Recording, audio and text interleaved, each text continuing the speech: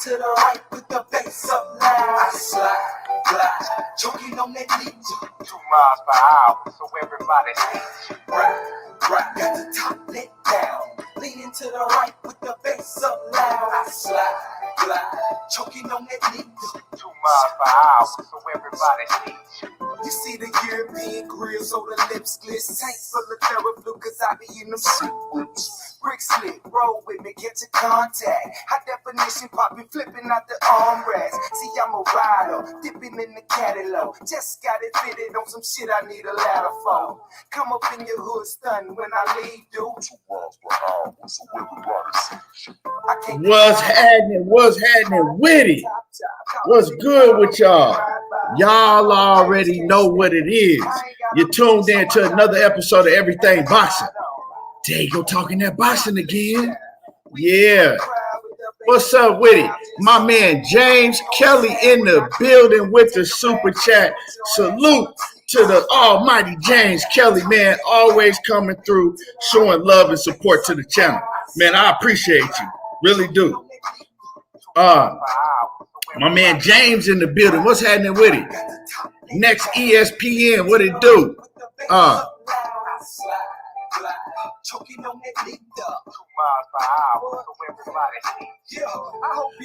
Daryl Deloach, what's happening with it? Elevated Conscious, what it do? Speaks, what's happening? Mike Ryan, Christopher Schaefer, Johnny Q in the building, Randall Bivens, John Kramer, what's happening with it? The Queen Sheena is in the building. My man Todd Swindle, straight from that ATL in the building. What it do? Y'all got a big game in the A. You know what I'm saying? Y'all got a big game this weekend with Jackson State. Yeah. Dion's prime time last game with the team this weekend. I believe it's this weekend. Yeah, it's this weekend. Yep. Boxing, aka Big Texas. What's happening with it? Oh, Mike, what it do? And happy Friday to you too, Sheena Queen. Samuel Washington. Prince to Amir. Windy City Assassin. What's happening with it?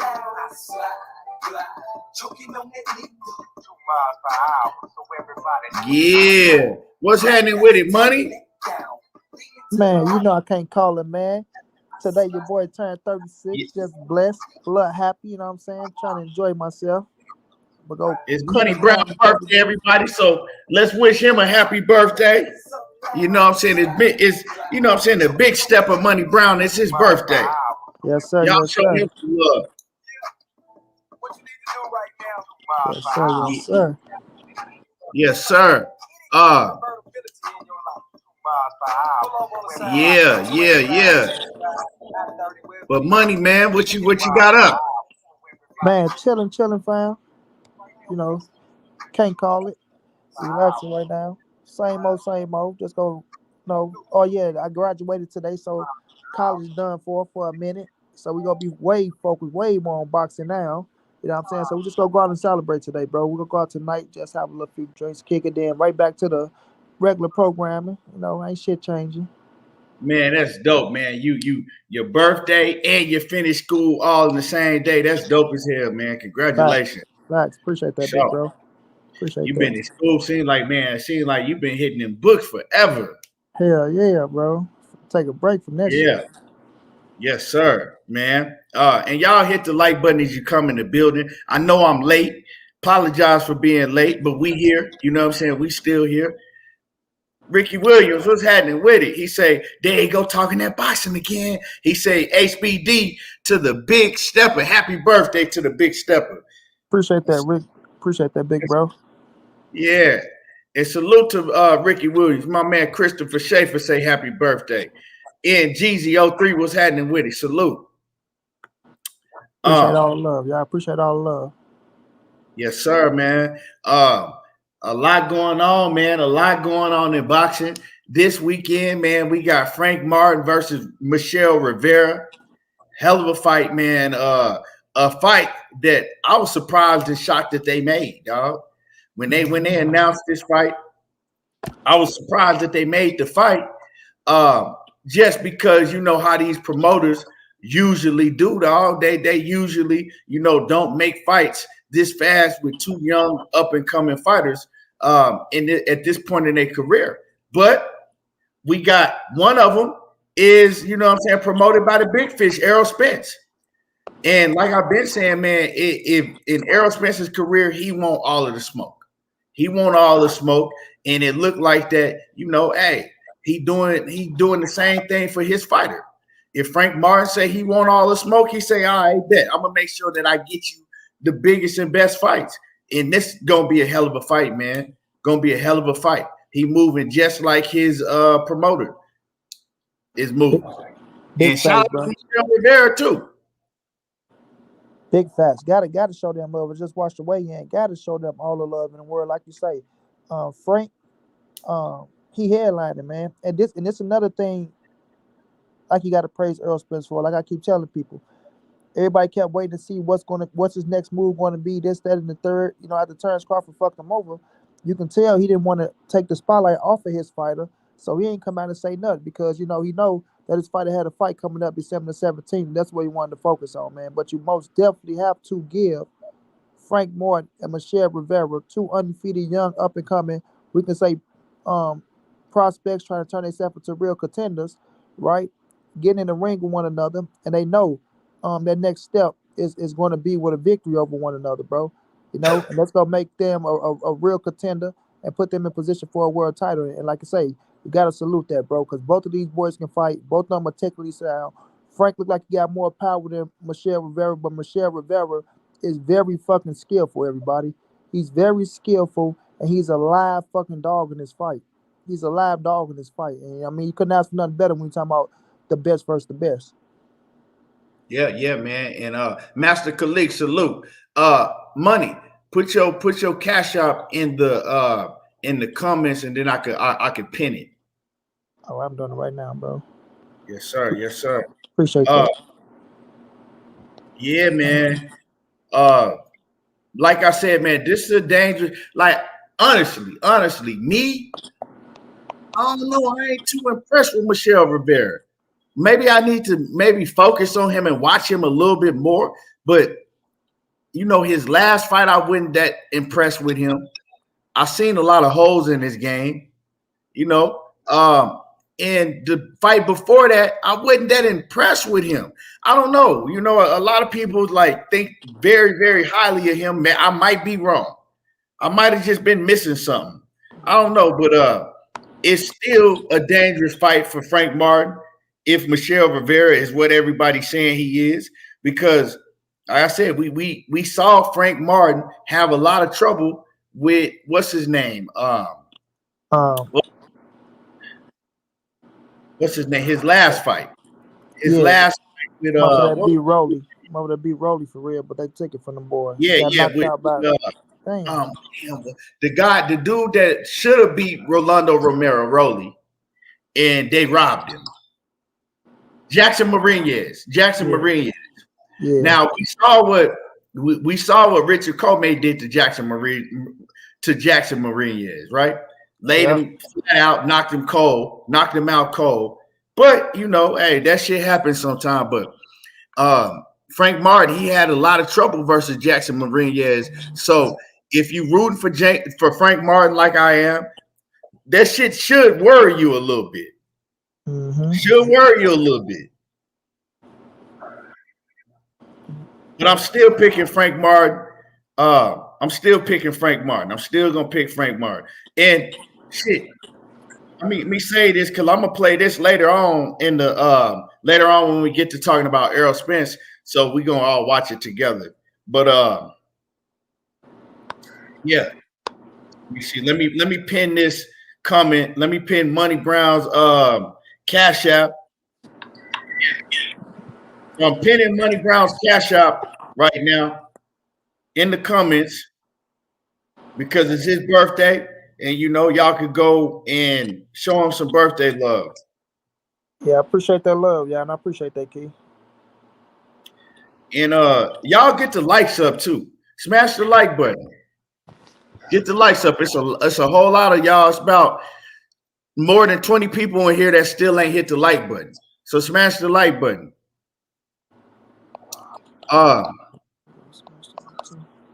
Jay Miller said he just sent you a little something. I appreciate that, Jay Miller, my boy. I appreciate it. I got it. Much love, much appreciated, champ. Yes, sir. Yes, sir. Sheena said she liked number 21.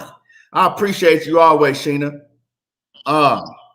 Yeah, man. So that's a hell of a fight this weekend. Who else is fighting this weekend? You got on the undercard. I know the undercard has Uzcategui on the undercard, and who else I seen on the damn undercard? There was somebody else.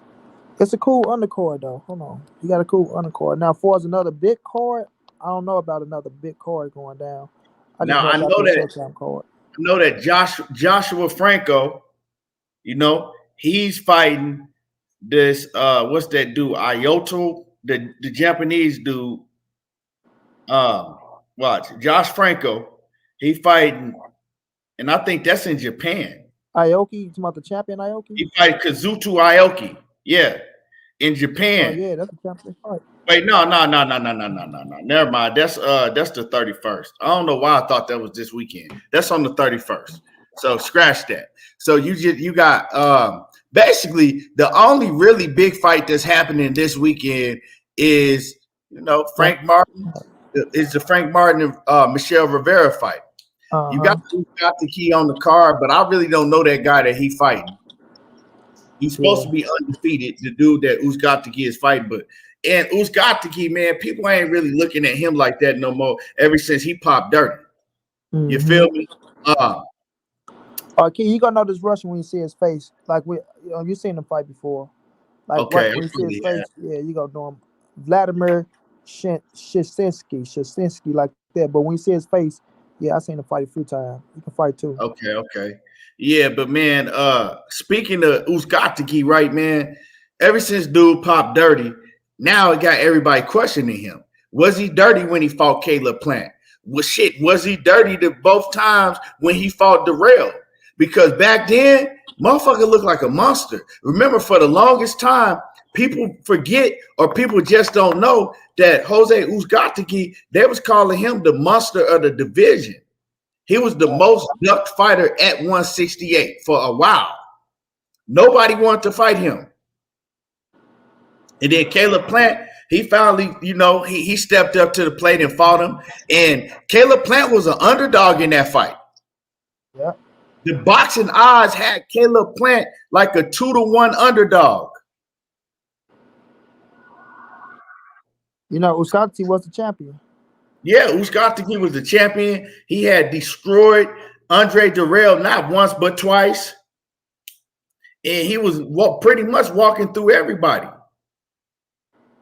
So, yeah, man. But like I said, man, now it makes me believe that he was probably dirty the whole time because we know that, boxing don't test fighters like that, especially unless it's a big fight or you have to be enrolled in VADA. They ain't really testing like that.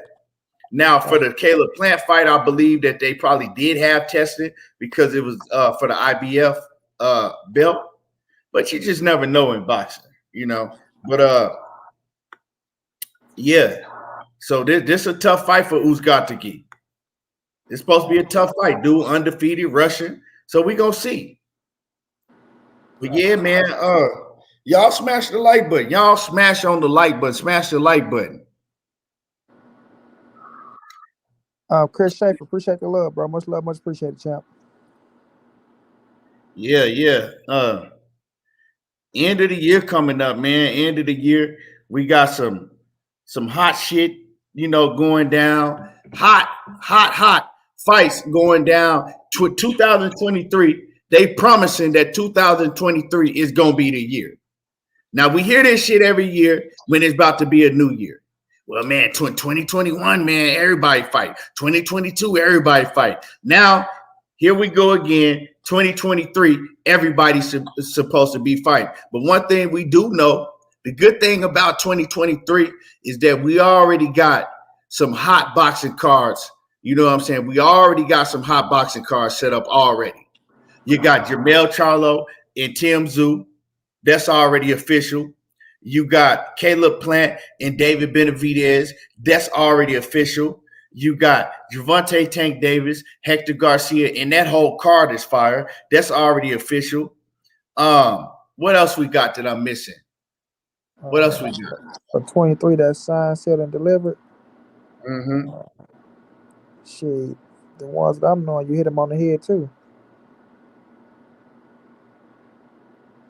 Yeah, man.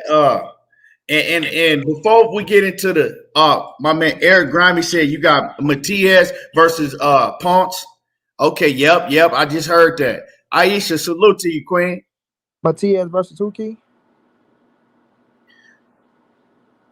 Huh? You say we got Matias versus who? Matias versus Ponce. I don't know who that is. I'm about to go check that out. Yeah. DP Rocker, what it do? My man John Kramer in the building. Trayshawn Edwards. Let me see who else we got. Big Tony in the building. What it do?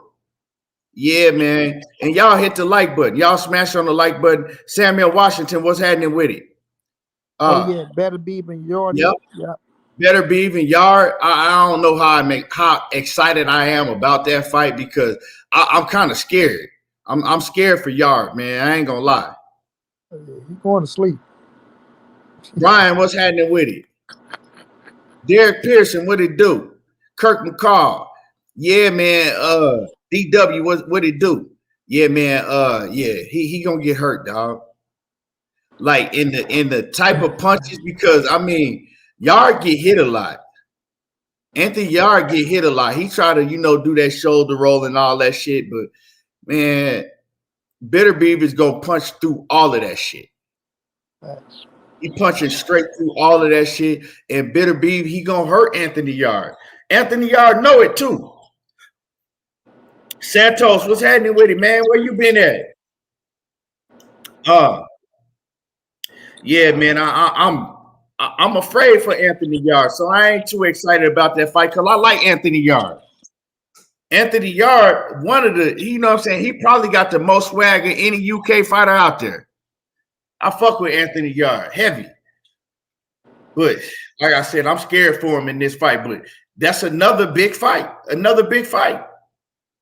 We one step away from Undisputed at 175. We also got okay. We got Stephen Fulton. Oh yeah, you took it out my mouth. Yeah, Stephen Fulton, ain't he fighting Brandon Figueroa again? Yeah, part 2. Yeah, part 2. That's a hell of a fight. Hell of a fight right there. So yeah, 2023, it's already big. It's already big time. Already big time, man. Shakur Stevenson, I just made a video on him. How everybody ducking him. But I also talked about how Bob Arum, dog, and this surprised me when I heard Bob Arum say this. A lot of motherfuckers up under the comments mad and shit, mostly Gervonta Davis fans was hot. Oh man, you just who gives a fucking if people say that Shakur is better than Devin Haney or Tank, man, that's what they saying. Fuck y'all getting mad at. I don't understand. Everybody does not have to say that, oh man, Devin Haney is the best in the world. Everybody don't have to say that Gervonta Davis can beat everybody and knock out everybody. Everybody don't got to say that. So with that being said, Bob Arum gave his honest assessment, his honest opinion. When he was asked who does he see winning between Devin Haney and Shakur Stevenson? Shakur Stevenson versus Vasyl Lomachenko and Shakur Stevenson versus Gervonta Davis. And he said, I got Shakur Stevenson beating everybody. He said, Vasyl Lomachenko will be a tough fight for him, but I got Shakur. Devin Haney will be a tough fight, but I got Shakur. He said, Gervonta Davis will be a tough fight, but I got Shakur. Says Shakur is better than all of them. I've been very high on Shakur Stevenson for a very long time, and he says now Shakur Stevenson is just on another level, and he continues to get better. And what surprised me, it wasn't surprising to me that he said that he picked Shakur over Gervonta Davis or Shakur over Devin Haney. You know what I'm saying? Because Shakur is his fighter. Gervonta Davis ain't his fighter. And Devin Haney is his fighter also. But Devin Haney might not be his fighter for too much longer. So that didn't surprise me. But when I heard him say Vasyl Lomachenko, that's what shocked me. I said, oh, he ain't just being biased because Shakur Stevenson is his fighter. He said that Shakur will beat Vasyl Lomachenko. Now, everybody knows that Bob Arum knows that Shakur Stevenson beat Vasyl Lomachenko, or thinks that Shakur Stevenson will beat Vasyl Lomachenko because he know boxing. It's just, you know what I'm saying, it is what it is. But the thing is him saying that shit in public. I never expected him to say that anybody beats Vasyl Lomachenko in public. Because we all know how Bob Arum feels about Vasyl Lomachenko. That's his guy. So when I heard that shit, that really shocked me, and that let me know that how highly he thinks of Shakur Stevenson. He know that Shakur Stevenson is his time. And then now we seeing all of these fighters duck Shakur Stevenson. That's just what it is. They all get on Twitter, and they all with the smoke on Twitter, but then they'll hit him up behind the scenes talking about they ain't ready for the fight. Or they'll, you know what I'm saying, come out when he put their back up against the wall, talking about, oh, no, we ain't fighting Shakur. No, not Shakur. We going a different route. We talking about Isaac Cruz, ducked him flat out. You know what I'm saying? They said that, nah, he ain't fighting, made the excuse talking about, oh, he'll run too much. When Shakur Stevenson don't even run, he stand right in the pocket with you. You motherfuckers making excuses not to fight him. You got William Zepeda. He was talking like he wanted to smoke. Came down to it, he ducked. You know what I'm saying? He didn't want no smoke. You got George Kambosos. I actually thought that George Kambosos looked like he really gonna take the fight. Then he come out, he hit Shakur, talking about, nah, I ain't fighting Shakur. I just came off 2 fights with Devin Haney. Nah, I'm not fighting Shakur next. If maybe we can make that happen sometime late next year. And basically all he was saying is that I fought Devin Haney twice. I took 2 L's, and y'all think I'm gonna get in the ring with Shakur Stevenson another L? Nah, I'm straight. You know what I'm saying? And then even the Russian or whatever he is, Zaire Abdullayev, he ain't want no smoke with Shakur. So Shakur is going down a list of motherfucking fighters in the top 10. He can't find nobody to fight him. Now, Jojo Diaz, he's popped up. Jojo Diaz said, you know, I'll welcome you to 135. We can make it happen. And I'm not going to say that Jojo Diaz is going to duck from, because we ain't never really seen Jojo Diaz duck nobody. Jojo Diaz has fought the best of the best. Anybody that you thought that was good in those divisions, Jojo Diaz was either willing to fight them or he fought them. He says, Jojo Diaz says, when everybody was saying that nobody wanted to fight Devin Haney, Jojo Diaz stepped up to the plate. He did what he said he was going to do. When everybody was saying that nobody wanted to fight, I mean, even Gary Russell Jr. Yeah, that's what I was going to say. Gary Russell Jr. When nobody would fight Gary Russell Jr., Jojo Diaz stepped up to the plate. When it looked like that it was hard for Fortuna to find a fight, Jojo Diaz stepped up to the plate. So I see Jojo Diaz taking the fight. Huh? Tevin Farmer too. Yep. Tevin Farmer. So Jojo Diaz is with all the smoke. But the thing is do I want to see Shakur Stevenson go in there and beat Jojo Diaz? Like, is that going to prove anything to me? You know what I'm saying? Like, when you already seen Devin Haney beat Jojo Diaz, when you already seen who else beat him? Gary Russell beat him, and like, so I don't know if I really want to see that fight. That's not a fight that's going to excite me, because to me, that's a fight where Shakur Stevenson is going in and you already know the outcome. You know what I'm saying? Damn near 100%, you already know the outcome. Jojo Diaz, he can't outbox Shakur Stevenson. He ain't stronger than him. He ain't bigger than him. He can't you know what I'm saying? He can't stop him. He can't knock him out. He don't hit hard. Like, I mean, Jojo Diaz is just a solid fighter, but he just not at that level. So I don't know how I feel about that fight. Now, Money, I see Jay Miller come in and says Edwin Santos, De Los Santos want all the smoke. I mean, you saying that, but I didn't hear him say that. I mean, he might have, but I didn't hear Edwin Santos say that he want all the smoke with Shakur Stevenson. Jermaine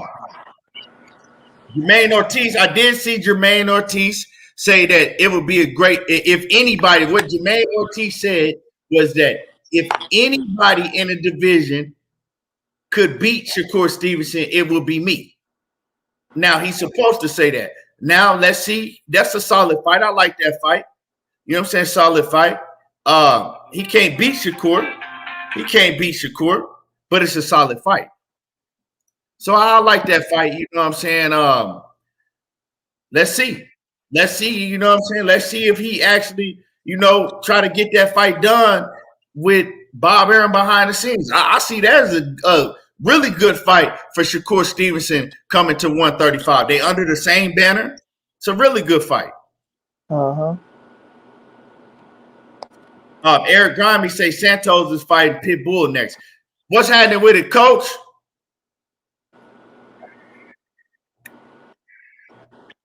And y'all make sure y'all hit the like button, get the likes up. What you think about that, man? That just everything I just cooked on. Sure, I agree with everything you said. I like the Jermaine Ortiz fight as well. Like you said about JoJo, and JoJo is my guy. That's my 2012 Olympian. Shakur's the 2016 Olympian. So you had two Olympians going at it. Like JoJo, we know he's gonna give a good ass effort, but it's not pushing him towards nothing. Like, of course, Shakur gonna be the favorite. We know the skill sets. You know what I'm saying? So it's not going to really prove nothing, but it will be a solid fight to come up to 135. Then JoJo ain't like a solid 135 pounder anyway. You know what I'm saying? So it ain't like you fighting a real 135er. But Jermaine Ortiz, yeah, I like that fight like a mug. I like that fight, bro. If they make it happen. Like you said, everybody's saying what they said they going to do till it's time to sign that goddamn contract. Now, Jermaine Ortiz, I don't think he's the one to say I do something and won't do it. You know what I'm saying? I do look at his character a little different. I do think he will step up to the plate if he say he will. You know what I'm saying? If he say he will. But, we'll just have to see how that turned out to be. But him trying to find a fight, man, at 135 is going to be tough. It's going to be tough with Devin Haney having all the titles and people trying to, get to a world championship situation. Fight Shakur Stevenson is not putting you in position, to be a world champion, right? It's just putting you in position to become a contender. And some people are already in position as contenders, already in mandatories, and they don't want to get that position up, going up against no fucking Shakur Stevenson, knowing what he possessed, But with Jermaine Ortiz, we know he just lost to Lomachenko and shit, and he put up a good scrap, a tough one, right? But coming off that loss, listen, I'm gonna be real with you. I thought Jermaine Ortiz probably would have been next for Shakur. I think I said that one time on a thing or something because of the effort, because it's not gonna be Lomachenko, right? And I know a few of them other dudes weren't gonna step up to the plate, but just because of how tough Jermaine Ortiz is and how Shakur went out there and he stopped who they fighting? What's the boy name they both fought? Lomachenko. Wait, you said Jermaine Ortiz what? Jamel Hearn. Jamel Hearn. Jamel Hearn. Yeah, both of them fought Jamel Hearn and shit, and so I felt like that'd be a good little scrap. But I still think Shakur beat the shit out of him. It'd be a solid 135-pound fight because I think Jermaine Ortiz is a solid 135-pounder. So it will stand as this is my first fight there, so it's solid to me. It's solid, and I think Jermaine Ortiz is the type that after losing, you want to get right back in there with a big name. You feel me? I don't think he like George Kambosos. That shit was funny. Like, he knew he got his ass whooped by Devin. Damn sure he'll get his ass whooped by Shakur. But I don't think Jermaine Ortiz looking at it like that. I think he looking at trying to get himself back in a position to fight for a title or get back in a big time fight. So I like the Jermaine Ortiz fight, and everybody else, I agree with you, man. They talk that shit till it's time to sign that contract, but then they don't want to step up to the plate. You know what I'm saying? So we'll see how things turn out for him. But Shakur ain't going nowhere, and he will be unified world champion, if not undisputed, at 135.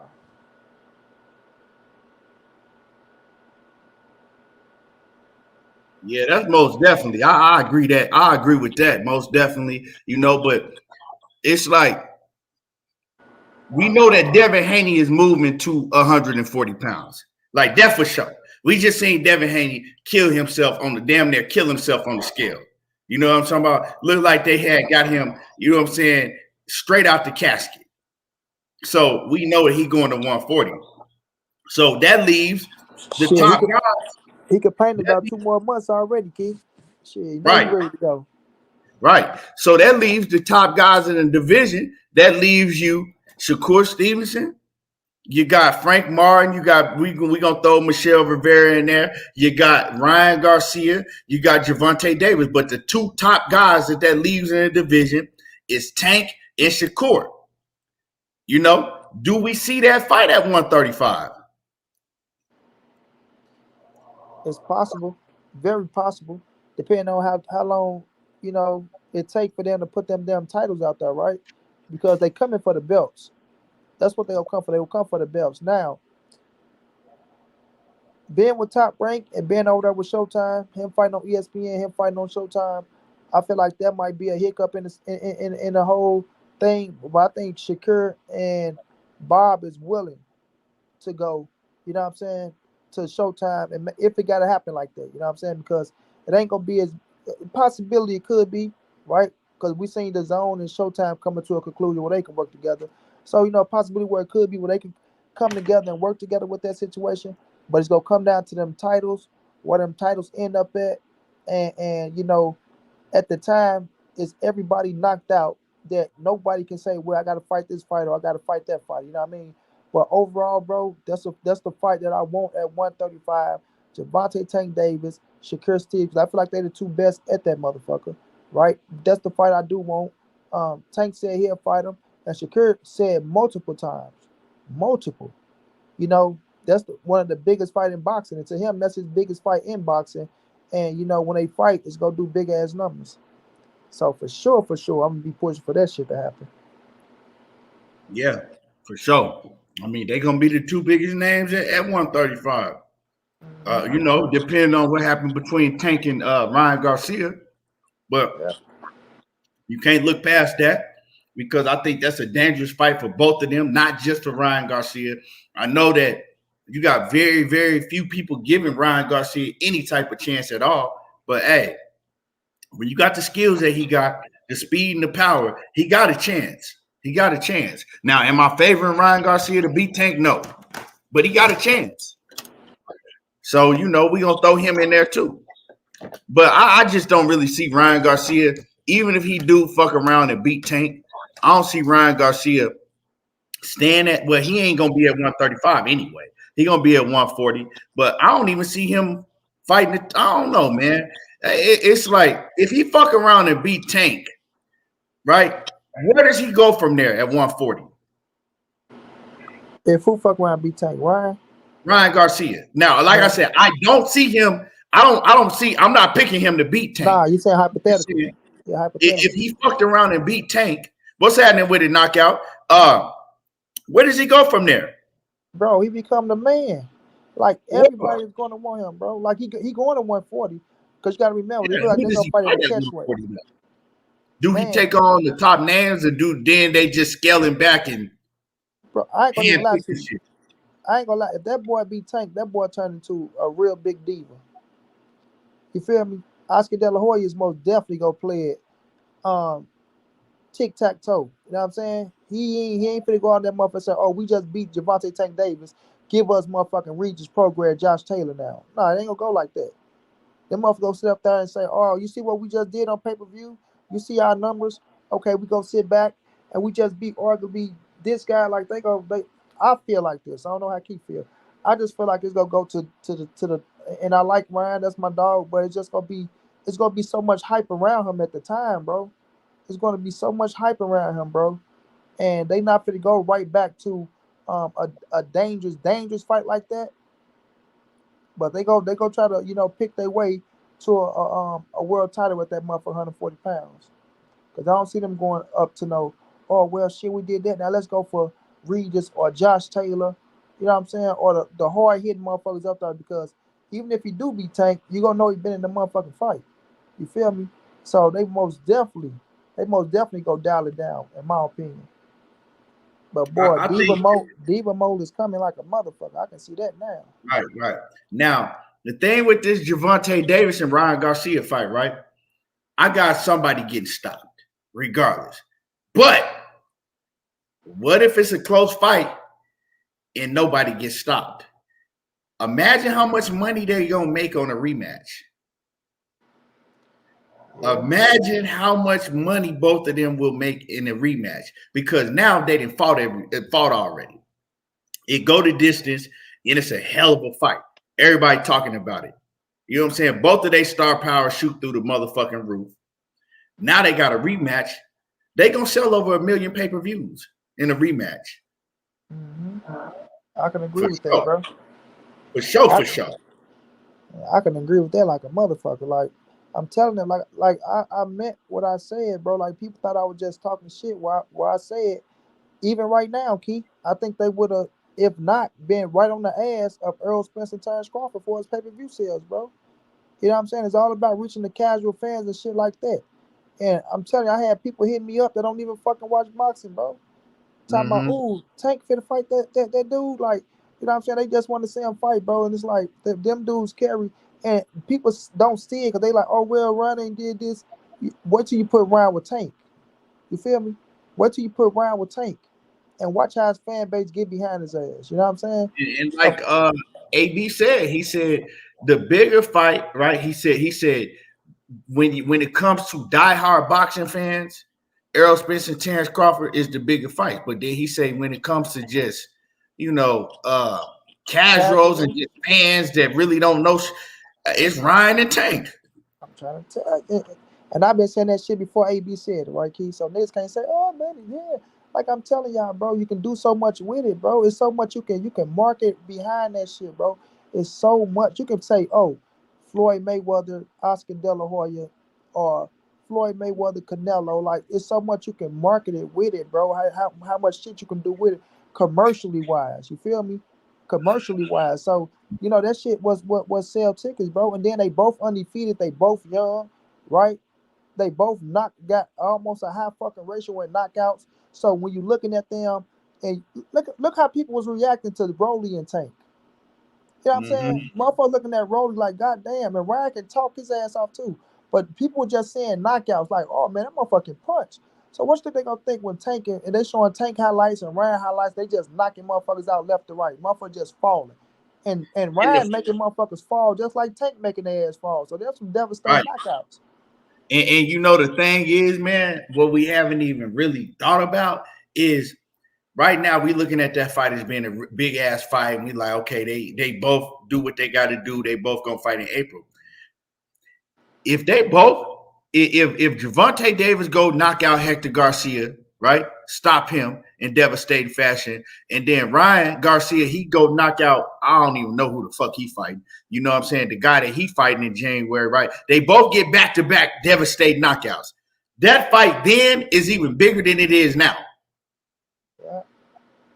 Because people Fight ain't paying even reached attention. its peak yet. Yeah. Because That people shit. paying attention right now, Keith. What's up? Now I say because people are already paying attention right now. Right. It ain't even reached its peak yet, man. And so y'all make sure that y'all smash the like button. Y'all hit my like button. Hit the like button. Show some Cause we love in the finna fan cook. shop. Refresh the super Yeah. chat. Show some love. Show some love. Refresh the super chat. Hit the like button. We putting in work and we about to cook. You know what I'm saying? We about to cook.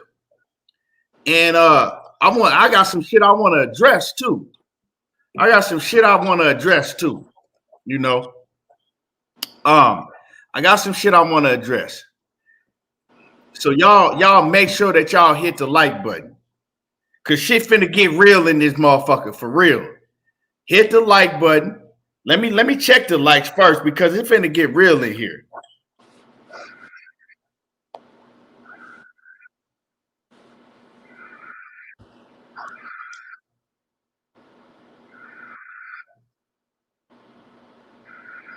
Let me see. Let me see where the likes is at, man.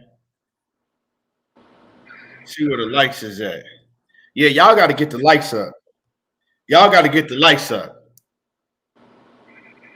Because there's a whole lot of people in here that ain't hit the like button. A lot. This shit ridiculous. Get the likes up.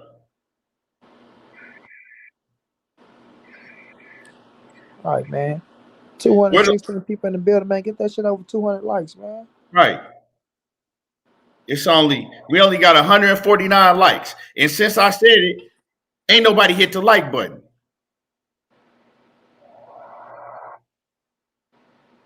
Y'all get the likes up. Like I said, I'll cut this motherfucker off. You know what I'm saying? And I don't gotta be here. You feel me? I come in here, we come in here putting in work every day, and you motherfuckers sit in the background and shit, right? And then think because I tell you to hit the like button and then you leave out and then come back in later, that's gonna make a difference. Hit the like button. Smash the like button. Man, God damn. You know what I'm saying? Yeah, we know we got a lot of haters in the background. They just You know what I'm saying? to run off like you know, bitch ass Fred Hawthorne in the background, motherfucking ear hustling this shit. All right. Miss, I don't watch videos, but know everything a motherfucker says. You know what I'm saying? Housewife Fred. Housewife Hawthorne. So make sure you hit the like button. Smash the like button. Like to start shit like a bitch, like a female that he is. You be noticing that you tell motherfucker to hit the like button, right? And they'll leave out and shit. They'll leave out and then come back in later. Like that shit gonna make a difference.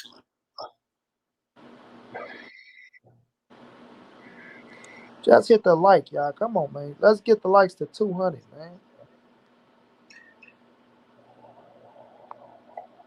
So yeah, coach, I got you, coach. I got you, coach. Let me send coach this link real quick, man. Hold on.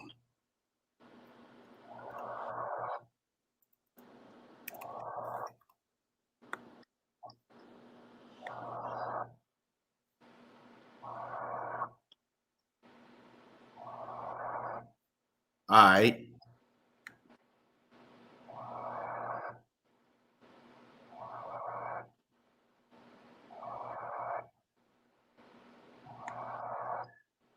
Yes, sir. Yes, sir. But money. So man, I want to address some shit before we get into, this whole situation with Errol Spence and all of that. And I got a couple videos also I'm going to play with Errol Spence, you know what I'm saying? Because I haven't heard what he had to say recently, but I did hear what Derrick James had to say. So we definitely going to get into that. You know what I'm saying? But I want to address some things, right? Because all this bullshit coming up. Oh, hold on. Let me read this super chat before I get into what I want to address. Christopher Schaefer, salute, man. He said, salute, Keon, money chat. Hit that like, people. Ready to cook while I'm in Detroit traffic, man.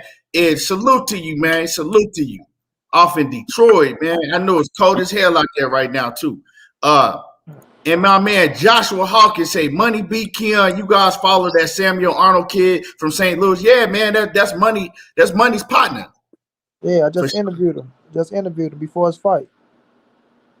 Yeah, yes, sir. Coach in the building. What's happening, Coach? What's up, brothers? How y'all doing? Oh, man, good, man. How much y'all? How much more y'all roasted Carlton last night? I went to bed when I got off when you got off. Yeah, I just stayed on to 12 till my birthday hit. Carlton. But I want to address some shit, right? You know what I'm saying? I want to address some shit. Cause I'm gonna address his bald head ass too, you know. But Blue Blood, man, Blue Blood, he got motherfucking, you know what I'm saying? Blue Blood is letting bitch ass Fred, you know what I'm saying, run around here, hype him up, and put shit in his ear. You feel me? And star shit. That's all Fred is. Fred is a fucking antagonist. Fred is a goddamn he's a liar. He's the, you know what I'm saying? the biggest hypocrite on YouTube. And also, Fred, you know, man, Opportunist, motherfucker. yeah, he's an opportunist. That's what I was. I don't know why I couldn't think of the word. He's the biggest opportunist on this motherfucking YouTube. So Fred, you know what I'm saying? He didn't got in Blue Blood ear. He didn't hype Blue Blood up, talking about, oh man, everybody's just jealous of you. It's not Terence Crawford. It doesn't have anything to do with Terence Crawford, Fred. I mean, it doesn't have anything to do with Terence Crawford, Blue Blood. All these guys are jealous of you, Blue Blood. They're jealous of you, Blue Blood. Look at them, Blue Blood. They didn't get behind you. Now Blue Blood running with that shit. You know what I'm saying? Talking about didn't nobody congratulate him. He named the dudes. Because I seen that shit. So he was naming the dudes that, you know, congratulated him. All you other dudes, y'all didn't even congratulate me and shit. And first of all, I came on here plenty of times, told Blue Blood when he was on here, congratulations, how happy I was for him. Congratulated him plenty of times. Did live streams, was like, you know, I'm glad for Blue, man. Salute to Blue. Congratulations to Blue. So that's some bullshit. He can let Fred hype his ass up all he want to, but it's some bullshit, you know? Even when niggas was coming in here talking bad about Blue, talking about, you know, Blue this and Blue that, I was getting at motherfuckers. I was cussing dudes out. I was blocking dudes, all that shit. Motherfuckers was getting at me talking about why you not holding Blue Blood feet to the fire? Why you ain't saying this and that to Blue Blood? And I continue to tell people, right? Look, man, whatever Blue Blood doing, that's his business. That ain't, you know what I'm saying? Blue Blood doing whatever he doing. You know what I'm saying? If you got something to say to Blue Blood, you say to it. That ain't, you know what I'm saying? He doing what he doing. And so now he like, oh, well, you know what I'm saying? With y'all turned on me. Y'all did this and y'all did that. Ain't nobody turned on you. Shit didn't have nothing to do with Blue Blood. You letting Fred fill your fucking, another man fill your head up with shit. That shit had nothing to do with Blue Blood.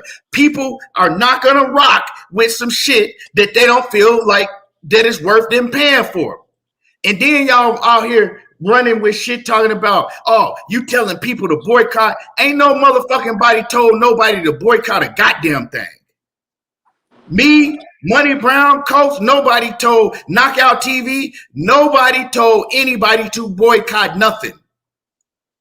You feel what I'm saying? Money Brown ain't never once said, go boycott this and that. So for you to repeat some shit that you heard Fred say, and then repeat it and go off of that shit, well, I wasn't feeling that shit. You know what I'm saying? I wasn't feeling that shit because everybody know that motherfuckers rock with Blue. You know what I'm saying? Everybody was happy for Blue.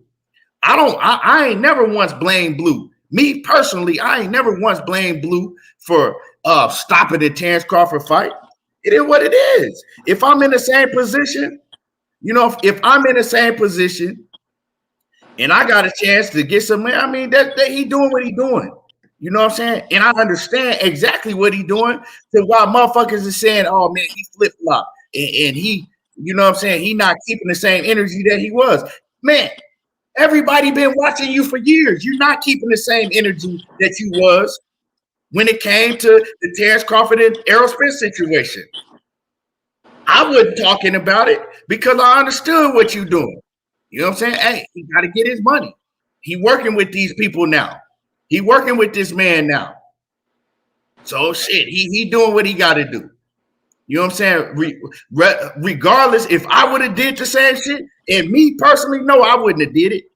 I would have been, if I'm working with them people, if I'm partnering with them people, what I'm doing is I'm like, look, don't ask me to come on my channel and talk about the situation with Terence Crawford and Errol Spence and all that shit, because now it's a conflict of interest. That, you know what I'm saying? I'm not talking about that. It's a lot of other shit that I'm gonna talk about, but I'm not gonna talk about that because it's a conflict of interest, and I just would have left that shit alone. That's how I would have dealt with it, but you know, he didn't deal with it like that, and that's him. Cool. But when people started noticing that, okay, bro, you were saying this yesterday, now today you coming back and you saying this, and now you're getting at people, you getting pissed off acting like people supposed to have amnesia. You know what I'm saying? When motherfuckers start questioning you about the shit. If Money do that shit, I'm on his helmet. If Coach do that shit, I'm on his helmet. It is what it is. We all question each other about everything on this boxing shit. Now all of a sudden, we ain't supposed to do it or nobody's supposed to say nothing because it's blue blood. He's supposed to be above everybody. Fuck all that. You know what I'm saying? Hell no. If me and Money could go at it, and me and him could, tell each other that he tell me I'm full of shit about something, the coach tell me I'm full of shit about something, the money, whatever it may be. The fuck make him above everybody else? You know what I'm saying? If Money Brown put that fucking card out, I wouldn't want to watch the shit. You can't make somebody watch some shit and then tell niggas they not supporting you or you sellouts and this and that because you ain't paid to see Terence Crawford. When you was the same person preaching before that boxing need to put on better cards and you ain't supporting, you know what I'm saying, this and that. And then on top of that, you niggas is like, well, you doing this and this for the money. Fred and Blue Blood. I heard Blue Blood saying the same shit. You're doing this and you're doing that for the money. Nigga, you niggas is the last nigga that should be talking about anybody doing any motherfucking thing for some goddamn money. Because don't pretend like you come on this motherfucker and do 3 and 4 live streams a day for free. Because you had to do that shit and sit up there and you wouldn't making no money off of it at all. You wouldn't do it. So let's not go there. For real, let's not go there. Straight up and down. And I'm just keeping it 100. Because like I said, it had nothing to do with Blue. And Blue shouldn't have never let Fred fill his head up with that fuck shit. Because Blue know how everybody know how Fred is. You know what I'm saying? Fred got exactly what he wanted. And hey, you know what I'm saying? He think he wants some smoke. Straight up and down. When Fred the motherfucker talking about, only reason you guys are making videos on Terence Crawford is because you want the money. You're trying to get money off of him. This is the same motherfucker that said, and Money Brown played the motherfucking audio. Same motherfucker Fred that said, I'm not flying out to Omaha and interviewing Terence Crawford. I'm not going out there, unless I can get a guarantee. Because, I'm not going to make no money. I'm only going to do it if I can make money off of it and get a guarantee. And then got a nerve enough to say that, we trying to make money off of Terence Crawford. Motherfucker, you the last person that should worry about anybody trying to make money off of anything. You feel me? I don't want to sit up on this motherfucker every day for hours and shit and not make a dime. Because I put in too much motherfucking work. And that's just what it is. I put in too much work and I work too hard building this shit. To be up on this motherfucker doing it for free every day. You know what I'm saying? And so don't try to talk to the people and act like you just doing this shit for free. You know what I'm saying? When you get mad and tell a motherfucker to refresh your super chat. And I respect it because you put in work, right? You put in countless of hours in work where you deserve every penny that you get. And then some. But don't talk about other people. Y'all just doing this for money and this and that. The fuck you doing it for? Straight up and down. So all of that, man, you guys are jealous of Blue because he surpassed you. Blue Blood ain't surpassed the motherfucking thing because he been past me. Blue Blood had 40-some thousand subs when I started doing this shit. He ain't passed nothing. You feel me? Shit, he continued to put in work. He continued to work hard and do what he do. And like I said, me personally, I was genuinely happy for Blue Blood. Why wasn't nobody? When he came and he said he signed Brian Norman, Everybody congratulating him, right?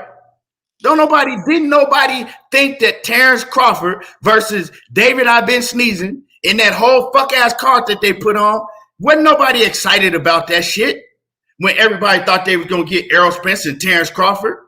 Wasn't nobody excited about fucking seeing Adrian Brunner washed up ass? Don't nobody care about that shit. This just is what it is. You know what I'm saying? It is what it is. We're not supposed to change what we want to see in boxing just because blue blood is involved in it. If it was me, you niggas wouldn't be like, oh man, you need to do this and you need to do that because that's key. Nah. You know what I'm saying? No. It is what it is.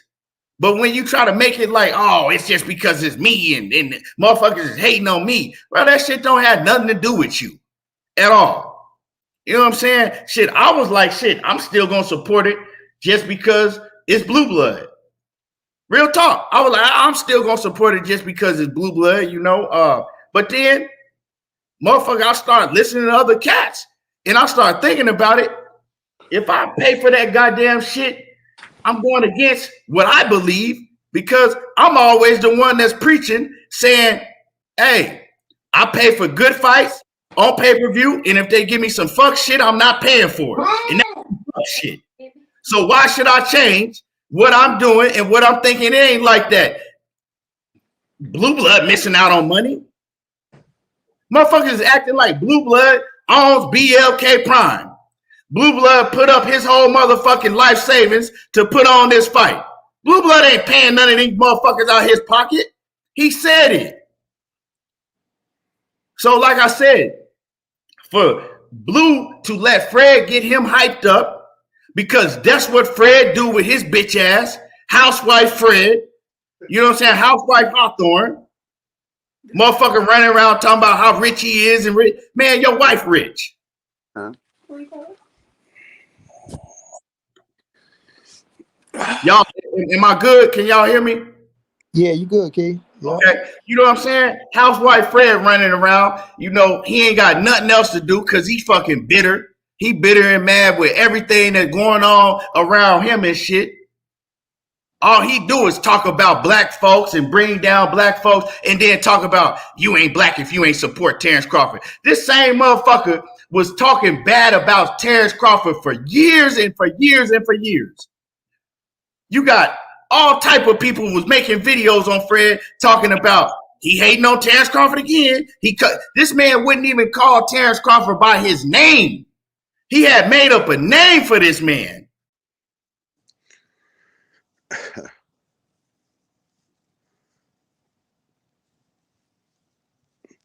What happened? Key got cut off? Yeah, I think it's shit. Something probably happened with this shit though. Yeah. Man, Yeah. that shit's crazy. You know. But let me pick Go up where ahead, you left man. off though, coach, because it's just like it's just getting to the fact to where it's like that's like you, coach, right? Some shit happened, and you go around, but then I just come to you, yeah, coach, man. You know, I think it's your trip. Yeah, you know, Keon, there, man, they don't rock with you, man. You know, they just jealous of you, coach, and they this and they that. Just a nigga trying to start some shit up. You know what I mean? And you run with that bullshit, knowing this shit ain't facts. You can't even pull no receipts on what you're saying. The You thing, know what I'm the saying? thing that's the thing that's disappointing is the fact that if Blue gonna fucking believe that bullshit. You know what I'm saying? Because this has nothing to do with blue blood. We wasn't supporting Terence Crawford. And the reason we wasn't supporting Terence Crawford was because of the fact that motherfucker ducked the fucking Errol Spence fight. You had an opportunity to give us the biggest fight in boxing, and instead you chose a fucking C-class fighter to fight. And every person that's watching this and not watching it, it has nothing to do with blue blood. It has everything to do with Terence Crawford. And the card was shit. So you want us to go just because, like I said last night, you want us to go and give you our fucking hard-earned money for some shit we don't want to see. I don't give a fuck if blue, black, green, purple, orange. If you give me some shit that I don't want to see, I'm gonna fucking not watch it. And I tell you, I'm not buying that shit. It's just like, and money, you know, I would fucking call you if you was promoting this shit. Money, I'm not watching this shit. I'm not paying you for to watch that bullshit, bro. I'm telling you right now. Nigga, we friends and I love you and all of this shit, but I'm not supporting it because first of all, I'm not supporting Terence Crawford. Not supporting him until we get what we want. So these motherfuckers he could spin a narrative all he want, because that's all the fuck Fred is doing, spinning a narrative to start shit. That's all he's doing. There's no if and buts about it. And always talking pro-black, but then calling people all out niggas and I'll fuck you niggas and all of this. You doing the same thing, you fucking jackass. So, and you talk about what you got. Why are you so fucking insecure that you have to talk in the third person all the time? That's what get me. Fred Hawthorne is gonna do this and this. But go sit down, Carlton. Sit your bitch ass down, boy. Because you run into any one of us, you're not gonna fucking have the same fucking energy. And I know this. I could look at you, bro. You don't have that same energy. You're not gonna have that same energy. You're gonna be just like a motherfucker when you go, you was just trying to be a little bitch. That's what you was doing. That's what you was doing. Now I'm motherfucking in your face and you're gonna act like a little fucking bitch because you're a little squirrel, bro. You small. Your bone structure is not good enough, bro. So you need to fucking calm your nerves down and stop fucking stirring up shit between dudes that's cool with each other. Now if Blue Blood is taking that shit and listening to Fred, then hey, bro, that's on you, because you gonna fucking say them niggas over there and all of this bullshit, bro. What the fuck are you talking about, bro? Every one of us, the reason we independent is because of the way our attitudes are, right? Because we all fucking men and we recognize that. That's the reason why we independent. The reason you independent, money, Keon, Knockout, me, we all fucking independent because that's how we rock. We rock with who we rock with, regardless of what. And that's just that. We don't have to all of our fucking opinions are different. We sit here and argue with each other like cats and dogs because we all have different fucking opinions on things. And we don't have to stay to one accord because we all fucking close. Nigga, we argue with each other all the time. We get on the fucking phone and argue. Kia called me. Something happened. What this nigga called? Shit, I already told you several times. Shit about boxing, nigga. You know what I'm saying? Several times. Motherfucker. If y'all disagree with me all the time, right? I don't come on here, man. Y'all hating on me. Y'all just hating on me because I got this many subs. That's some bullshit. You know what I'm saying? That's some bullshit. And what it do, Boxiano? What's going on with it, Queen? McDub say, you clearly said on numerous times, if you don't want to support the fight, go to Blue Channel and super chat him to show support to Blue. That ain't hating at all. That's stand up. Exactly. Yes. You know what I'm saying? And but he talking about ain't none of you niggas support. Ain't none of you niggas told me, you know what I'm saying, congratulated me or come on, bro. And my man. Better than that. Because if you real Blue, you fucking know that nigga, we support you. Stop that bullshit. Right. Now put on a fucking card that I want to see, nigga, I'm buying it. Point blank and period. You with BLK Prime, fine. Y'all put them here. Give me some product. Give me some. I don't want no cut dope, nigga. I want the fucking full strength, motherfucker. You know what I'm saying? Send me some motherfucker. Send me some fucking good shit. And I will buy BLK Prime and watch that shit. But I'm not watching the fucking Chris Cyborg and this shit and Terence Crawford against this fucking bum. I'm not watching it. I'm sorry. I'm not doing it. Fuck all that, bro. That shit is just bullshit, bro. And it has nothing to do with fucking Blue Blood. It's got everything to do with what the fuck I want to spend my money on. And the problem with all these niggas is this is their life. This is their life. This is what they think. This fucking internet shit is their life. This ain't my fucking life, bro. This ain't Keon life. This ain't Money Brown life, bro. Money Brown is school doing what he need to do. Keon doing what he need to do. I'm doing what I need to do. This ain't our fucking life, bro. And that's what people don't understand. They put all of their energy into this shit to where, and fine, that's great if that's what you want to do. But don't sit here and try to fucking tell us we not supporting a black man because he gave us a product. Nigga, if the product ain't good, I ain't buying it. I don't give a fuck what color he is. Simple. Right. And OTB in that super chat, he say, salute Keith and happy birthday to the big step of money. Appreciate you, OTB. Man, And yeah, so that's my thing. The reason I'm addressing this shit is because, you know what I'm saying? I would have called him. But the reason I'm addressing it because he addressed it on this motherfucker. So it is what it is. What's going on with it, Queen? I'm very upset with you. I gave you $5 just so you did? my check, and you ignored me. I'm not. Nah, didn't you know? Nah. You know what? My connection went out, so I wasn't on here.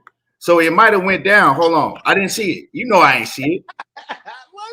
I don't know. Fucking You know I didn't see it. And thank you for the super chat. What did she say? What did she say? Let her say what she said in the super chat. I didn't see it. She aggravate this shit out. She just because you know, Gina, she worked online, and so she got the Ethernet plugged straight into the to her work computer, and so it was messing up my connection. But she done now, so I'm gonna read what I said. He can't go back. She ain't reading it. I'm gonna go back. She said she gonna read it. Oh, she gonna read it. Okay, I appreciate you, Queen. She just messing with you. But you know, I mean, that's just what it is, bro. I mean, hey, it's just crazy because I don't understand, because why should one man have different standards than the next man? If I come on here, like I said, and I do a whole 360 flip-flop, motherfuckers is gonna be at my helmet about it. That's just what it is. You know what I'm saying? Because people hating on you and they jealous of you because you got many subs and you making this money and this, all of that. And Keon, and the niggas who you fuck with, me or money gonna call your ass out on the shit. Right. You gonna be keep it fucking 100. Nigga, nah, nigga, it ain't what you said. You said this, bro. That's some bullshit. That's how fucking real niggas keep it with us. We fucking gonna tell each other exactly how we feel about it, and that's that. And either you gonna be a fucking man or not.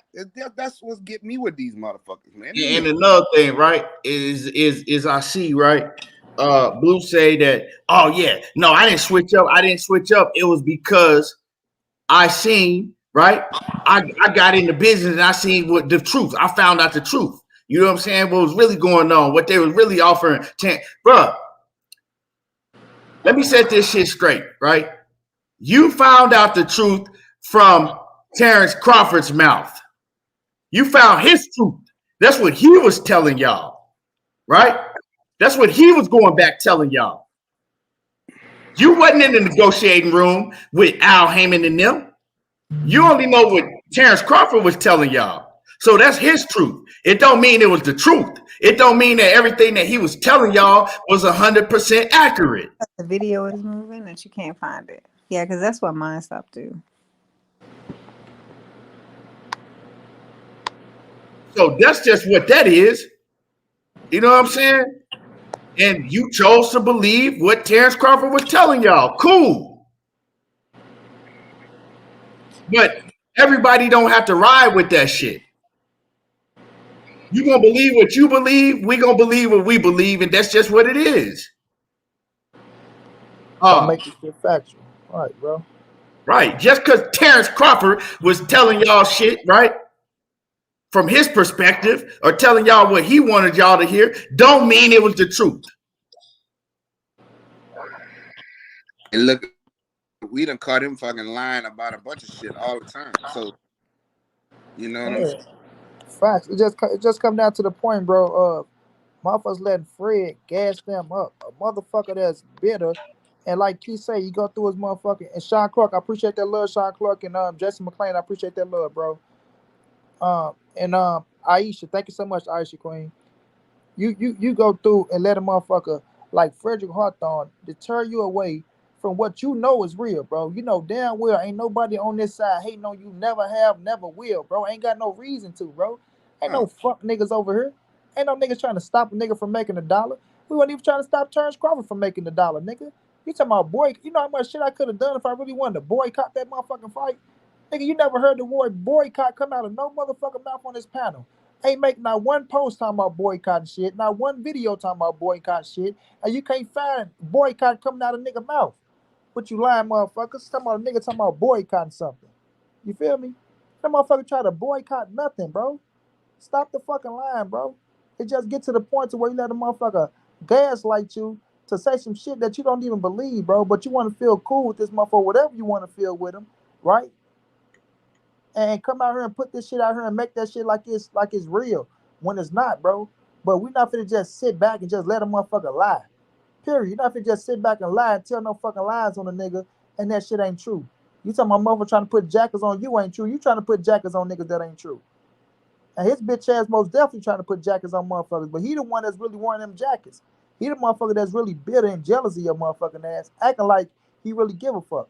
Like I say, he acting like he supported BLK so much, but nigga, you ain't have BLK posted and printed on the motherfucking links not one time. Not one fucking time. The nigga that dissed motherfucker Terence Crawford more than anybody on this goddamn panel. Pissed off and mad that you couldn't get an interview to make $1 off the goddamn man. Or you can be the first one to make it as if you telling his story as a black man, right? You fake pro-black motherfucker. Talking about you don't even know what pro-black is. The fuck out of here with that fake ass shit, bro. That dude fake as a motherfucker. And Blue, you running behind that shit and letting that shit get into your head, bro. And that shit make you look bad. Don't make us look bad. Trust and believe, don't make us look bad at all. You feel me? Now, grown ass man can fish their mouth and say whatever they want to make it say, or you can try to make yourself feel as this and that. But man, motherfuckers see the truth. Motherfuckers see the real, bro. Flat out. Motherfuckers see the real. So at the end of the day, bro, you keep running with that shit all you want to, and you'll get the same response that you get now. Cause ain't nobody bagging down from none of that shit, bro. That shit don't make a nigga stop doing what they doing or stop moving. Then talking about making videos on niggas been making videos on Terence Crawford for years now. Years. You feel me? You niggas can't run around the police no motherfucking channel and tell a nigga what the fuck to make and what to say, bro. Cause the nigga ain't policing you niggas. And if a nigga go motherfucking archive diving, we go see that you niggas been dogging that man out, and you can't delete enough motherfucking videos to stop bringing up shit of y'all dogging that nigga out. So don't make a nigga go archive diving and putting your words out there because you really go look bad. Period, bro. I mean, like I said, bro, everybody got their own right to do whatever they want to do. Just don't start Nah, shit. but this the thing though, coach. Niggas bought every last one of Terence Crawford motherfucking pay-per-views. Just cause a nigga didn't fuck with this one, bro. I don't give a fuck if it was on BLK Prime, PBC, The Zone, Matchroom, whatever the fuck it was on. I wouldn't go put my money out there, bro. Just Period. and And that like I said, yeah, I was gonna get it, but like I said, once I heard what Rick said, and I been had something in me like, bro, don't get this shit because it's like you're going against EJ and you just fucked up the biggest fight in boxing, and then you got Terence Crawford calling us broke and all this shit, and you talking about nigga, we not supporting black motherfuckers. Man, stop all that weak ass shit, bro. that's like And Colt, let me read the quick comment. She said, I said I'm a boxing talk stalker. I stay lurking in the background, but since you being bossy, I'll go hit the thumbs up button. Salute, family. Now read my super chat from now on. I got you. Oh man. And like I said, man, Fred, see, this the type of shit that Fred wanted. But now Facts, bro. you got Facts. Blue Blood making, you know what I'm saying, going live 3-4 times a day, making, you know what I'm saying, all this, doing all this shit, and you let the man get in your fucking head. You let him get in your head. But you know what I'm saying? It is what it is, bro. I'm still sticking to what I said before. I don't believe that Blue got, you know what I'm saying? Blue ain't the one that stopped Terence Bud Crawford and Errol Spence. Bud didn't want to get in the ring. no. He didn't want to fight that man. Yeah, he didn't have nothing to do with that. You know, he Blue and them did a business move. And that's all it is to it. What Bud Crawford did was some bitch shit. And I look at it that way. You can't put the two together. You know what I'm saying? I don't blame Blue Blood and them for what they did. Let me get to this super chat I missed. My man, hold on. My man Sean Clark says, I bought the fight. I don't fuck with Bud at all. Wanted to see how he looked though. I still got called a hater. Shit. He says, shit I might be. You know what I'm saying? Let me see. Hold on.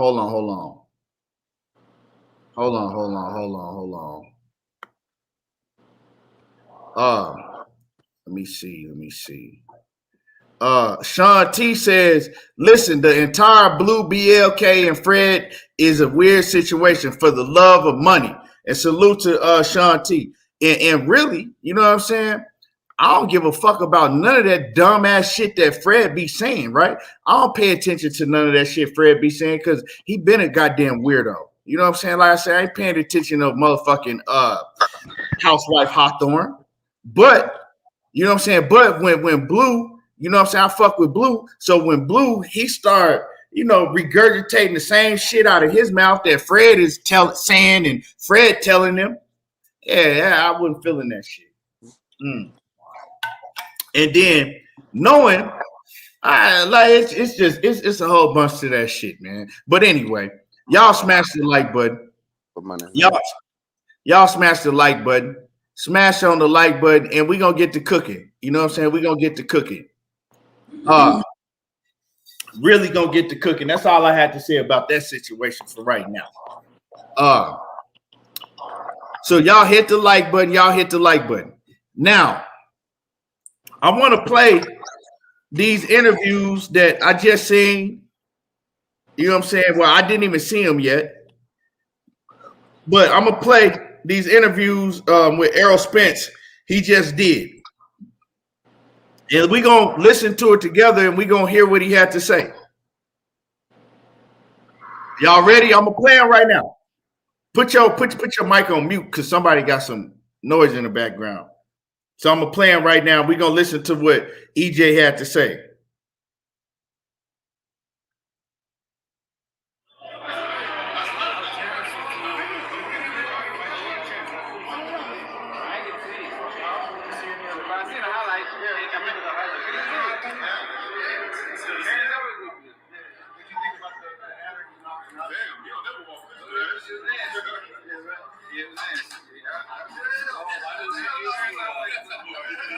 They said, what you think about the knockout? He said, yeah. He said he didn't see the fight, but he saw the highlights, and they asked him what he think about the knockout. He said it was nasty. When did you use the fire stick to watch Terence's fight? You used no fire stick.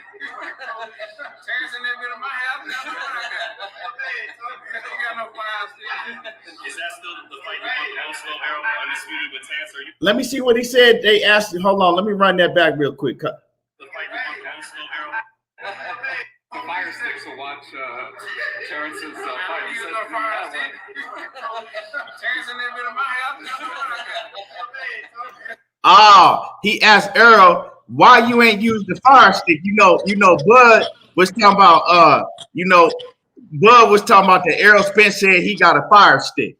Remember when Bud was like, Errol Spence said he got a fire stick, right? And Errol Spence said, I ain't used no fire stick. He said, I ain't got no fire stick. He said, Terence Crawford ain't never been in my house. He don't know what the hell I got. Sound like somebody was lying again. Hold on, let's play the rest of it. Is that still the fight you want the most, though, Errol? Undisputed with Terence, or are you moving on? I gotta wait my options, man. I gotta see which new car I'm gonna get. You gotta get another color? A new car. What time do you know? You're still hopeful, though. That's the one that you hope. If there's one fight that happens this year, it's that one. Yeah, man. I mean, next year, anything can happen, man. If the fight never happens, who's the blame layer for Errol, in your opinion? For the fans. Hey, what's up, man? Is it both of y'all? Is it just Terence? Is it both of you guys, or do you feel like it's just Terence? I mean, I don't know, man. I'm not gonna worry about it too much. ESPN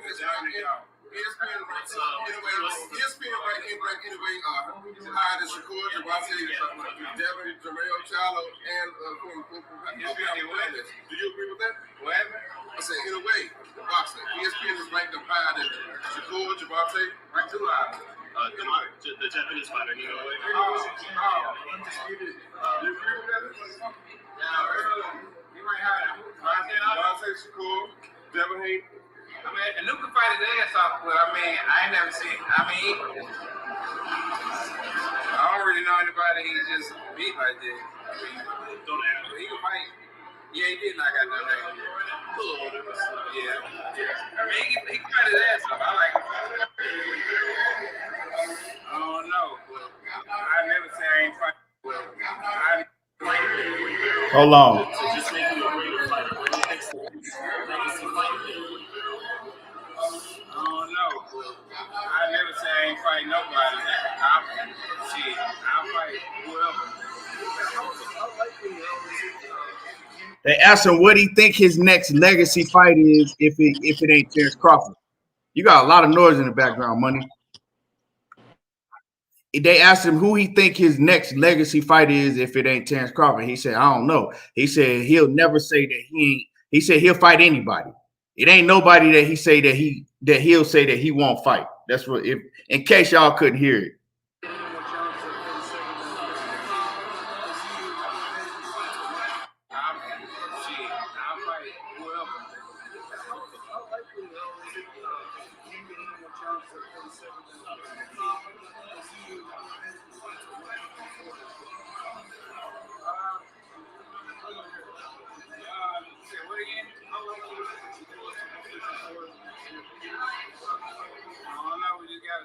I mean, shit, you get older, man. It's getting hard to make 47. So usually when an offensive fighter when they get older, it's hard to cut the weight. How is that come right now as of current? It's the same as it was a long time ago. So they said they asked him how likely is it for him to move up to 140. I mean, to move up to 154 if he can't find a challenge this next year coming up. If he can't find a big challenge at 147, and he said, I don't know. And they said, how hard is it for him to cut weight? And he said, shit, it's real hard. He said he's getting older and it's getting harder and harder for him to cut weight. And then they asked him how hard was the weight cut this time around, and he said, shit, it's as hard as it's been for years and for years for him. So he's saying that it's real hard for him to cut the weight to get to 147. Now, here we go. What's on Virgil fights Danny Elser coming up? Oh, it's gonna be a war. It's gonna be a war, yeah.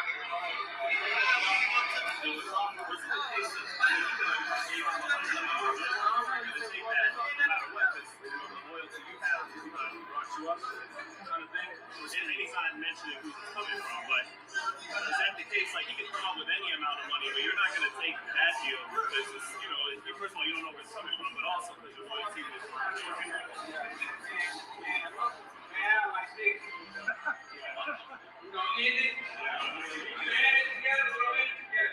So they asked him about, I know it was hard to hear, but they was asking him about, you know, was it because of his loyalty to Al Heyman that he not going to, you know, go off and run off with and make money with somebody else? And he said, me and Al is like this. He said, I came in the game with Al. He said, we started together and we going to end together. That's what he said. So like I was telling y'all, he ain't finna turn his back on Al Heyman. Just, you know what I'm saying, because Terence Crawford came to the table and said, I got these mystery people. The fuck that sound like? So basically, so that's what he was saying. Then. And real quick, lastly, what's your thoughts on Boots' interim? He's, probably going to be a mandatory in the future. He can fight. Is he honestly too high risk, too low reward right now? Shit, I don't know what the reward is. Nobody gave me no Nobody gave me. Are you still going to spend a block? Are you still going to spend a block? So if the reward's right, he can get it then. You still going to spend a block? Right. I'm like that. True. Thanks, fellas. I appreciate it. Thank you. So they asked him about Jerron Boots Ennis, and they asked him, is he too much of a high risk, low reward? And he said, shit, I don't know what the fucking reward is. He said, they ain't offering me no reward. What's the reward? And then he said, is the price, if the price is right, will you fight Jerron Ennis? And he said, I'll fight him. I'll fight anybody. You know what I'm saying? Yeah, for sure. So that's what that was. Now it's another interview. Hold on, my bad. It's another interview on here that he did. It ain't that long. Let me see. Hold on. It's another one that he did.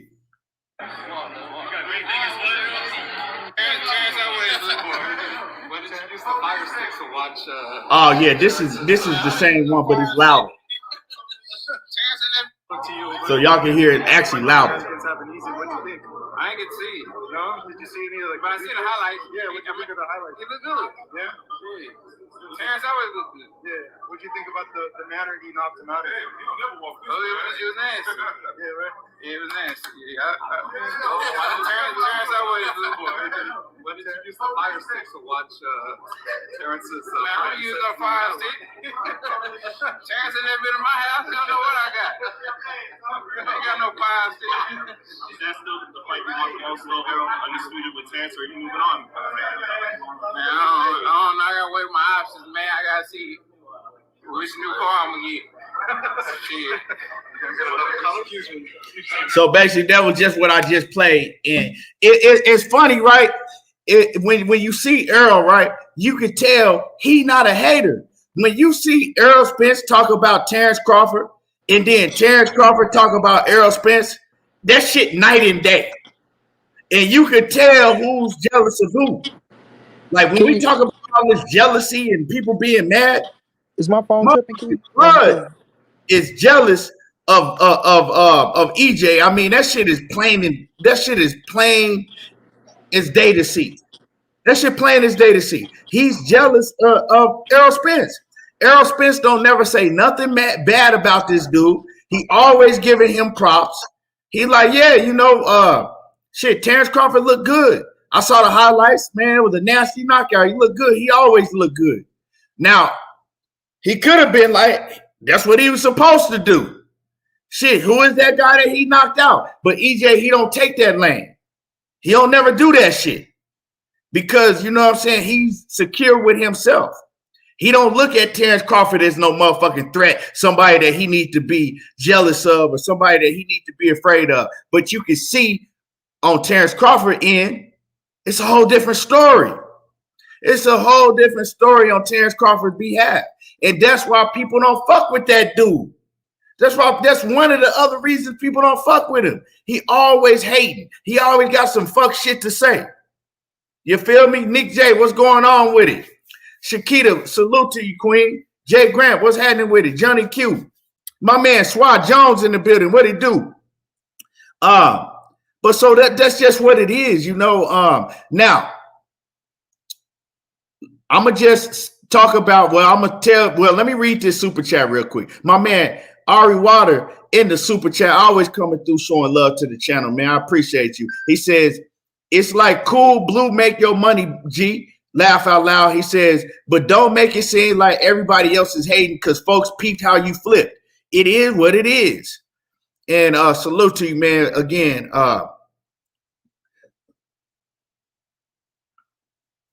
bro, Vo Majesty, it's funny because anytime somebody say something about Bud, bro, it's like, I don't know if you his bodyguard or you just his personal protector, you know what I'm saying? Or I don't know what the fuck it is, but anytime somebody say something about Bud, like you don't never come in here and say, what's up, salute.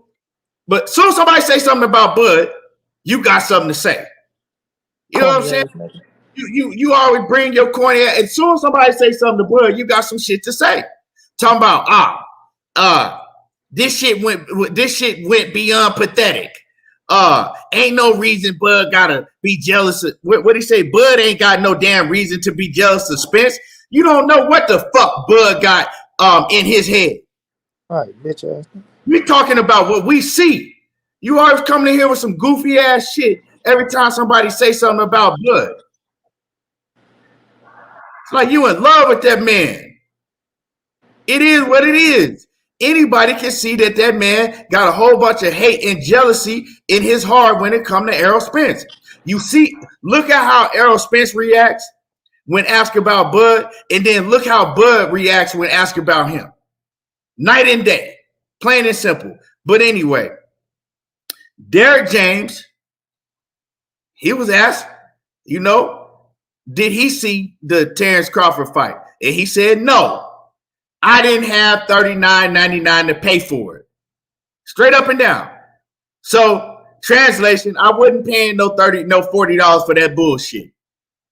So he said he ain't watch it. But you know, Derrick James always say he don't really watch a lot of boxing anyway, unless it's a big fight, unless it's worthy for him to watch. So he didn't watch it. But he knew, he said that he knew, you know what I'm saying, how it did and all of that shit. And he said now Terence Crawford fucked up. He said Bud fucked up running off doing that because now they got to see how he does on his own without ESPN backing him, without Top Rank backing him. And he said, yeah, Bud messed up. Now we see who he really is. Now we see who he really is. We see what type of numbers he put up on his own. And it's much, much, much less than what he did in his last fight. Now the price has changed. You should have took what they was offering you because yesterday's price ain't today's price. With that being said, I'm going to let Money Brown cook on everything that we just spoke about and everything he just heard, and then I'm going to let Coach cook. Man, and y'all hit the like button because it's 330 people in the building. Smash the like button. It's free to hit the like button. It don't cost you nothing. Smash the like button. Exactly. But let me read this super chat before you go. My bad, Money. My man Kwame East in the building. He said, salute Keon, Blue Blood tripping. We all heard you tell us to support him, and none of this was his fault. Facts. Keep being solid. You normally see the merit of a man when ish hit the fan. Right. You know what I'm saying? And it is what it is. But salute to my man, loyal to the game, Boxing Talk. Yeah, though. I mean, as we all know, Errol Spence is solid as ever. One of the reasons why we fuck with him so heavy. Solid as ever. Even when they were trying to ask him, so if the fight don't happen, whose fault is it, right? He could have easily been like, man, this day fight. Like, man, listen. I don't know, man. I ain't gonna dwell on too much. If the fight happen, it happen. If it don't, it don't, right? I ain't fit throw them nigga under the bus. Errol Spence never threw this man under the bus. Never try to go tit for tat with this man unless he in this motherfucking face to face. Then it's a different story. Before it's been away from a nigga, bro, he ain't never been no motherfucking chatty, petty ass, gossip ass nigga, bro, trying to shit on another nigga and pull him down because he really do fuck with his people. Like he do. But he ain't trying to kiss no nigga ass and do this and do that. Now, with the Money, I don't want to interrupt you. My bad. I have missed super chats and I seen Sheena come and let me know. Sheena, salute to the queen. Sheena, she says, this is because I'm broke, sad, jealous, miserable. Happy Friday to you and your queen. I appreciate you, Sheena. Appreciate you, queen. And let me see if I missed anything else. Let me see. I read that one. Let me see. Let me see if I missed anything before you get to cooking. I read that. I think I got all of them. So, yeah, I think I got everything. You good, Money? Okay. Yeah. And Shayna, that's funny your quote said what you said because I was saying the same thing. I said that boy tried to test them gloves out and try to hit Earl with some motherfucking knuckles in that ring. That's what you try to do. But nonetheless, though, man, it's like you said anything can happen, right? And he ain't counting out shit. Even with the Jamel quote, bro, like the dude is a fucking savage, bro. He said he really liked that, really mean. The man said, well, I know you and Jamel are brothers, and I know you guys can never fight each other. That boy, shit, I never said I won't fight nobody. Shit, I'll fight him. He keep letting it be known. He keep letting it be known, fam. But it just come down to the point to where, man, the dude is just solid. And I don't see why motherfuckers try to shit on the man because you can't find a hate bone in his body, bro. You can't find a hate bone in his body. Even when they just asked him about Jerron Boots Ennis, he said he can go. Like, he's not hating on nobody. Ask him about it, Nui. He can fight. Like, Earl just a real ass nigga, bro, all the way around the board. You know, sometimes we get bombarded with these same motherfucking questions. You get tired of asking the same question as we all, will be. But when it come down to it, we'll see what happens in the future if this fight take place, if you want to go straight into the fight or not, or if you want to do something different. You know what I'm saying? But it just comes down to the point to where you do get fed up with certain shit and with motherfuckers thinking they can control your career and talk all that shit. And then, think you supposed to just accommodate them and do this and do that after you did. They accommodate that man with everything he wanted. And then y'all think he supposed to just sit back and just wait and do shit like that. Like, oh, well, just go into the fight in April and just do that and do, like, man, get out of here with that weak ass shit. But it's just gonna come down to Errol Spence just being a real nigga, bro. Right? Staying solid to himself, staying solid to Al Heyman, because Al Heyman ain't never fucked them fighters over. He ain't got no reason to fuck them fighters over. He treat them fighters damn good. You know what I'm saying? And if Earl, I mean sorry, if Al Heyman was doing them boys so wrong, Earl Spence won't give him the praise that he giving them, bro. You best believe that. He won't be giving the praises that he giving him, and he won't be taking that man advice on everything that he doing in fucking life. You feel me? So it's just Earl Spence being Earl Spence, man. But like I stated earlier, he ain't gonna take the spotlight up off of Frank Martin. He want Frank Martin to get all the love, things of that nature. But when you Earl the True Spence Jr. man, and you arguably the top motherfucking fighter in the game, you go get bombarded like that and get asked questions. That's what come with being great. You feel me? But on all that other shit, bro, we just gonna sit back, wait, see how shit play out. You know, can't rush shit because shit gonna move at its pace. But I think we'll get something soon with Earl Spence. Like I say, nothing in December, but sometime next year he'll be announcing what he gonna do, things of that nature. But overall, bro, he just a real solid, genuine, good ass dude, bro. That keep it real. You know what I'm saying? Like you said, dude ain't never been in my house talking about I got a fire stick. Like he need to shut the fuck up. Talk like a bitch. You know what I'm saying? But on any other hand, bro, I'm just gonna sit back and wait to see what EJ do, and let these motherfuckers get pissed off and make up all these lies, and watch how they twist his interview, and put up what they want to make him say. So I just sit back and just wait to see what these weird motherfuckers got to say about this interview. But overall, good interview with EJ, and we'll just see what happens. Yep. Well, I'm gonna address what Derrick James said. He fucking fucked himself up in negotiations now for sure. Your numbers is shit water, so you probably would have got more, but now that your numbers is coming out. Let me say this, coach, before you go too big, bro. Yeah. So to housewife Hawthorne. So is Derrick James hate because you praise Derrick James like a motherfucker. Let's see you call Derrick James a hater, and that he's hating on Blue Blood. Let's see if your little punk ass switch up on Derrick James. Yeah. So he done fucked up. He done let it be known what he can do by himself, and his numbers is shit. So now you going to a negotiation table with somebody who put asses in the seats and do great pay-per-view numbers. You done showed your hand. You should have took what was going on and you'd have made more money. And it'd have been a big fight, and it might have been a trilogy or at least a run back. But now you coming with numbers that low to the table, and you gonna still be demanding this, and that, bro. Your fucking numbers is shit, bro. You done screwed yourself in negotiations, as far as I'm concerned. So Derrick James is right. You showed what you produce. You showed the numbers that you produce, and they're not good. Not compared to EJ, it ain't even close. That shit is thousands and thousands away. So you screwed yourself, bro, at the negotiation table. If you really want to make this fight, but just like Keon said, I don't think he wants this fight at all anyway.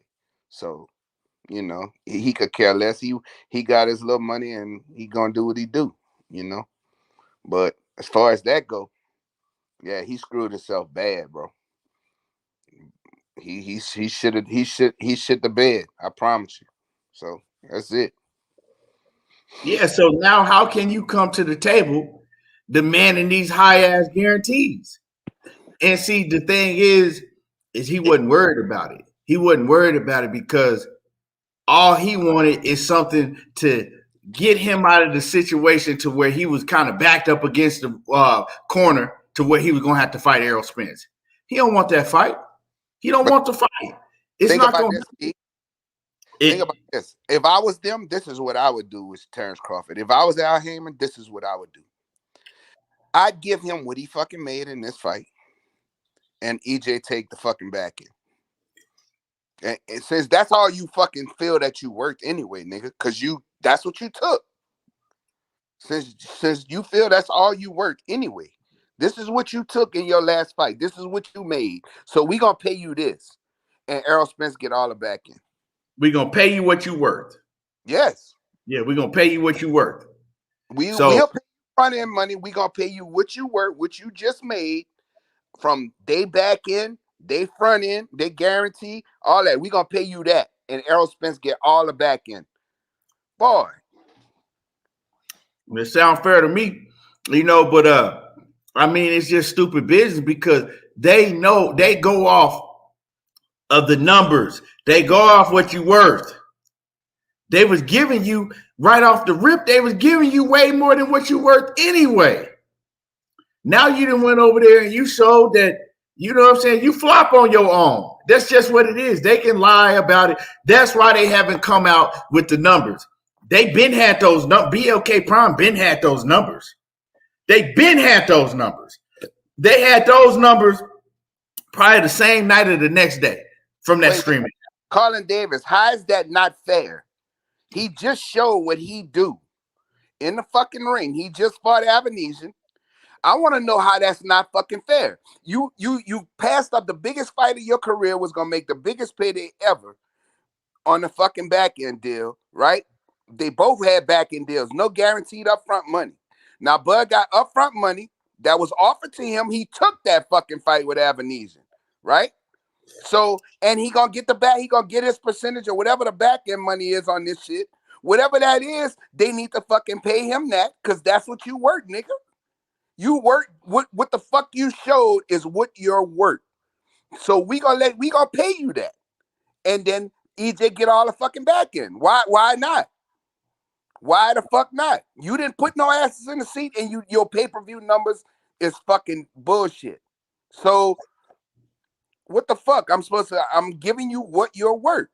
He just showed he just showed his drawing power and showed PBC, this is all I can do. This is what I draw. This is what I make. How the fuck is that not fair? You know what I'm saying? What's fair is y'all swear up and down you was getting 10 million. You know what I'm saying? It's rumors out that you made, anywhere from, let's say, 3 to 6 million. Well, cool. You know what I'm saying? We'll give you the high end. We're going to give you the 10 mil. Take the $10 million, and then everything else, we'll take care of that ourselves. Everything else, EJ gonna we'll give you the 10 mil. Yeah, fuck. And you know what? Since you want upfront money so bad, we gonna pay you the $10 million upfront. And let it be. That's all you work. That's what you showed you work. Huh? That's what he showed he's worth. So what the fuck I gotta overpay you for? When nigga you ran out of the deal and did some backdoor shit, then it showed that this is what you're worth. So that's what we gonna pay you, nigga. What you worth? You $10 million worth, we'll pay you that. And EJ get what he get. His contract ain't got nothing to do with you. We gonna take care of that. Watch you get the crying about it though. Oh no. Oh, what's my percentage on the back end? Oh, Larry, what you talking about? We don't want the fucking fight, bro. How is that not fair? You ran out of a fucking deal behind closed doors. Coach. Man, fuck what he talking about, man. It don't make no sense. Well, fuck him, man. I don't even know who the fuck he is coming up in here like he's. I don't even pay no attention to him. But one thing I do gotta say, right, is because I've been saying it. Everybody been hearing me say it. I said the next play is they gonna try to, right? I said the next thing they gonna try to do is, oh man, Terence Crawford said he wants to fight in April. It ain't no need for Errol Spence to take no fight in between. I said they gonna try to get Errol Spence. They gonna bluff and try to act like, oh well, shit, he fighting in April. Let's make it right now. Let's make it right now. So Errol Spence can't get no motherfucking fight in between. So he'll be out of the ring over a year. That's what I've been saying. I'm listening to Blue Blood. What the first thing Blue say? Well, now, Terence Crawford, he already had his fight, and Terence Crawford is saying that he's ready to fight in April. He ready to fight in April and May, so it ain't no need for Errol Spence to fight. Terence Crawford's ready in April, so they can make it right now, but they can make it next. What I tell y'all? Yep, you said it. What I tell y'all? You said it. Y'all keep paying. Exactly what Blue said. Now it ain't no need for Errol Spence to take no fight. It ain't no need for Errol Spence to even fight a Keith Thurman. You didn't want to fight Keith Thurman? There you go. You can go straight into the fight with Crawford. You don't have to. It's no need for him to take a fight now. Crawford said he'll be ready. You see what I'm saying? Yep, he fucking showed the thing. I knew that was coming. So now the thing is, right? If Errol Spence take a fight, they're gonna be on this fucking helmet. Man, who's gonna be on this helmet? Fuck him. He the one walked away from it. Right, and then the next thing, what they gonna do? Well, everybody knows that Terence Crawford said that he wanted to fight in April or May. Everybody knows that Crawford said he wanted to fight, that he'll be ready in April or May. Why would you take a fight? Why would Errol Spence take a fight? Crawford, and see, that's what they trying to do to get an upper edge. That's what they trying to do to get an upper edge. They either want him to sit out. They don't want him to. They want him to be out for over a year and go straight in the fight, or they gonna have an excuse. But like I said, all of that shit is bluff, because even if Errol Spence say, I don't need no motherfucking no fight in between, I'm going straight to the Errol Spence fight. I mean to the Crawford fight. The motherfucker still ain't gonna want to fight. He gonna find a way out of it. What you mean? Hold on. Yeah. Oh, it's the fan interest. Man, get the fuck out of here, bro. Tank Davis could fight a bum, and he gonna fucking make money. Canelo could fight a bum. They gonna still fucking pack the seats and sell pay-per-views. So I don't want to hear that. Don't use that as an excuse now. I see this motherfucker in the chat. Don't use that as an excuse now. Fuck. When Rolly and fucking Tank did more fucking numbers than fucking Bud just did. Rolly and fucking Tank. Canelo and Avanesyan. And if you supposed to be pound for pound, you supposed to put asses in the seat, and you supposed to fucking have pay-per-view numbers. So I don't use that as an excuse to a fucking opponent. I don't want to hear that shit. That's bullshit. It's shown. EJ can fight any fucking body. That bitch gonna sell out, and the pay-per-view numbers gonna be high as fuck. If fucking Tank fights somebody right now, he gonna fucking put asses in the seat. It could be fucking Joe the garbage man. It ain't gonna fucking matter, because people gonna see Tank knock a motherfucker out. So I don't want to hear that bullshit. When Canelo fight, he can fight at Yildirim. He gonna still sell the fuck out and sell buku fucking pay-per-views. And you supposed to be Mr. Pound for Pound. And your fucking numbers suck ass. So I don't want to hear that bullshit. Straight up, man. Straight up. Y'all smash the like button. Y'all smash on the like button. Excuse. Nobody told this motherfucker to go fight a fucking lesser opponent. He exposed himself. That's what the fuck he did. He exposed himself for when the negotiations happen now. Nigga, you fucked yourself. Just like Derrick James said. You fucked yourself by showing your numbers by yourself. See, we can use Top Rank as an excuse because you was fighting on regular television most of the time. You understand? But now, nigga, you exposed your hand and showed, nigga, you is bluffing. You got a motherfucking 5 and a 4, and EJ sitting with an ace king, nigga. You tripping. So don't fucking use that as no excuse. Who he fought. You pound for pound, right?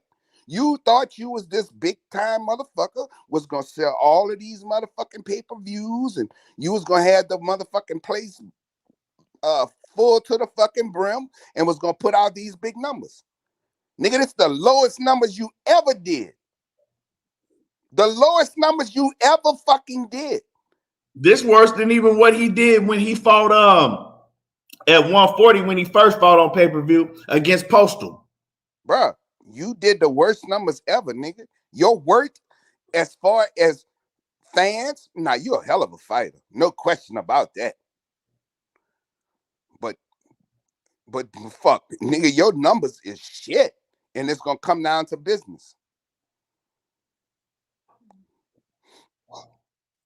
So yeah, you know what I'm talking about. Let's see if what you say? What you know here say? What the fuck he say? I don't know. I ain't worried about, man. Don't worry about that shit. Nobody worry about that corny ass shit they talking about, man. Because like I said, at the end of the day, what's fair is paying what he worth. Okay, I tell you what. Now we know what he worth. But so since he said that shit, motherfucker, go look at Errol numbers against Ocampo. Go look at his numbers against Ocampo compared to what Terence Crawford just did. Now, do that. In one or two rounds, coach. Yeah. So y'all go look at that shit and gonna tell me he fought David Avanesyan, who done fought champions before. So don't give me that bullshit. Stop using that as an excuse. Go look at Ocampo and Errol Spence numbers compared to what Terence Crawford just did, and then come back and talk shit. That's what you do. Now, Man, they ain't got no shit to talk, man. Keon put everything out there, smack their ass in the face with it. They can't come back with shit for real. All they come up with old shit. All they keep trying to rebuttal is bring up is old shit. All they can bring up, bro. Right now, man, everybody knows. Everybody knows the numbers. Is motherfucking night and day. And then with Terence Crawford try to come back around, see, he trying to negotiate a deal for himself, coach. That's what he don't want. That's why he didn't take the fight, because he want to negotiate a deal for himself that he feel like it's gonna be good for him. Now everybody keep talking about he accepted everything, but he keeps saying out his own mouth, oh well, Al Heyman, you said out your mouth that Al Heyman gonna put you in position, even for you to win the fight. But that's Al guy, so Al's supposed to put him in position, to do this and do that. But you want to go out here and trying to negotiate some shit that's going to put you in a position, and that's trying to be something close to a 50-50 situation. That this shit ain't no 50-50 situation, bro. And you can't, he don't know what the fuck he doing. He just think he know what he doing, but he think he gonna fuck somebody over because he feel like he deserves something. They keep talking. Every time they talk, they keep bringing up his accolades. No, what is his accolades at 147? What is his fucking accolades at 147? Nothing. He got one motherfucking belt. title. Yeah, one motherfucking title. One title. What is his numbers at 147? Shit. Stop trying to compare his motherfucking accolades at 40 and 35 and bring that shit up to 147, because it really didn't do shit at 40 and 35 for him. Motherfucker, he ain't break no bank at no 40 or no 35. He ain't break no bank in that Undisputed bout. He ain't go out that motherfucking sell 20 million pay-per-views. So cut that bullshit out, bro. Cut it out. When we're looking at the situation, man, at 147 right now with one motherfucking title, you understand what I'm saying? One title. Yes, it's the Undisputed bout because Errol Spence holds 3 titles. Three of the motherfuckers. The number 1 welterweight in the world. Motherfucker going on pay-per-view. This be his 5th time in a row going on pay-per-view. All his numbers 300 plus. And y'all keep talking about what Terence Crawford deserved. Yes, he deserved what the fuck he deserved, bro. But quit trying to give him more than what he deserved. Or quit trying to make it like somebody trying to fuck him over. And PBC don't want to treat that man right. Like they're just out there just throwing that man just motherfucking peanut shells. Vote. Come on, man. Cut it out, man. Vote. How you gonna sit here and say we want Errol Spence to get all the money? Make this make sense? Okay, well, I'm gonna tell you like this. Terence Crawford walked away from the fucking deal where he was gonna make way more money than what the fuck he just made, right?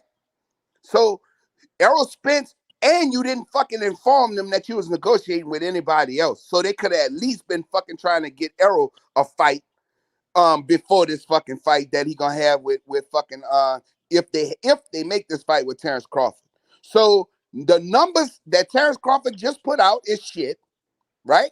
So, but Errol Spence in one fight, just Danny Garcia and Errol Spence alone covers is more than Terence Crawford and his pay-per-view numbers total. Just one of his fights beat him.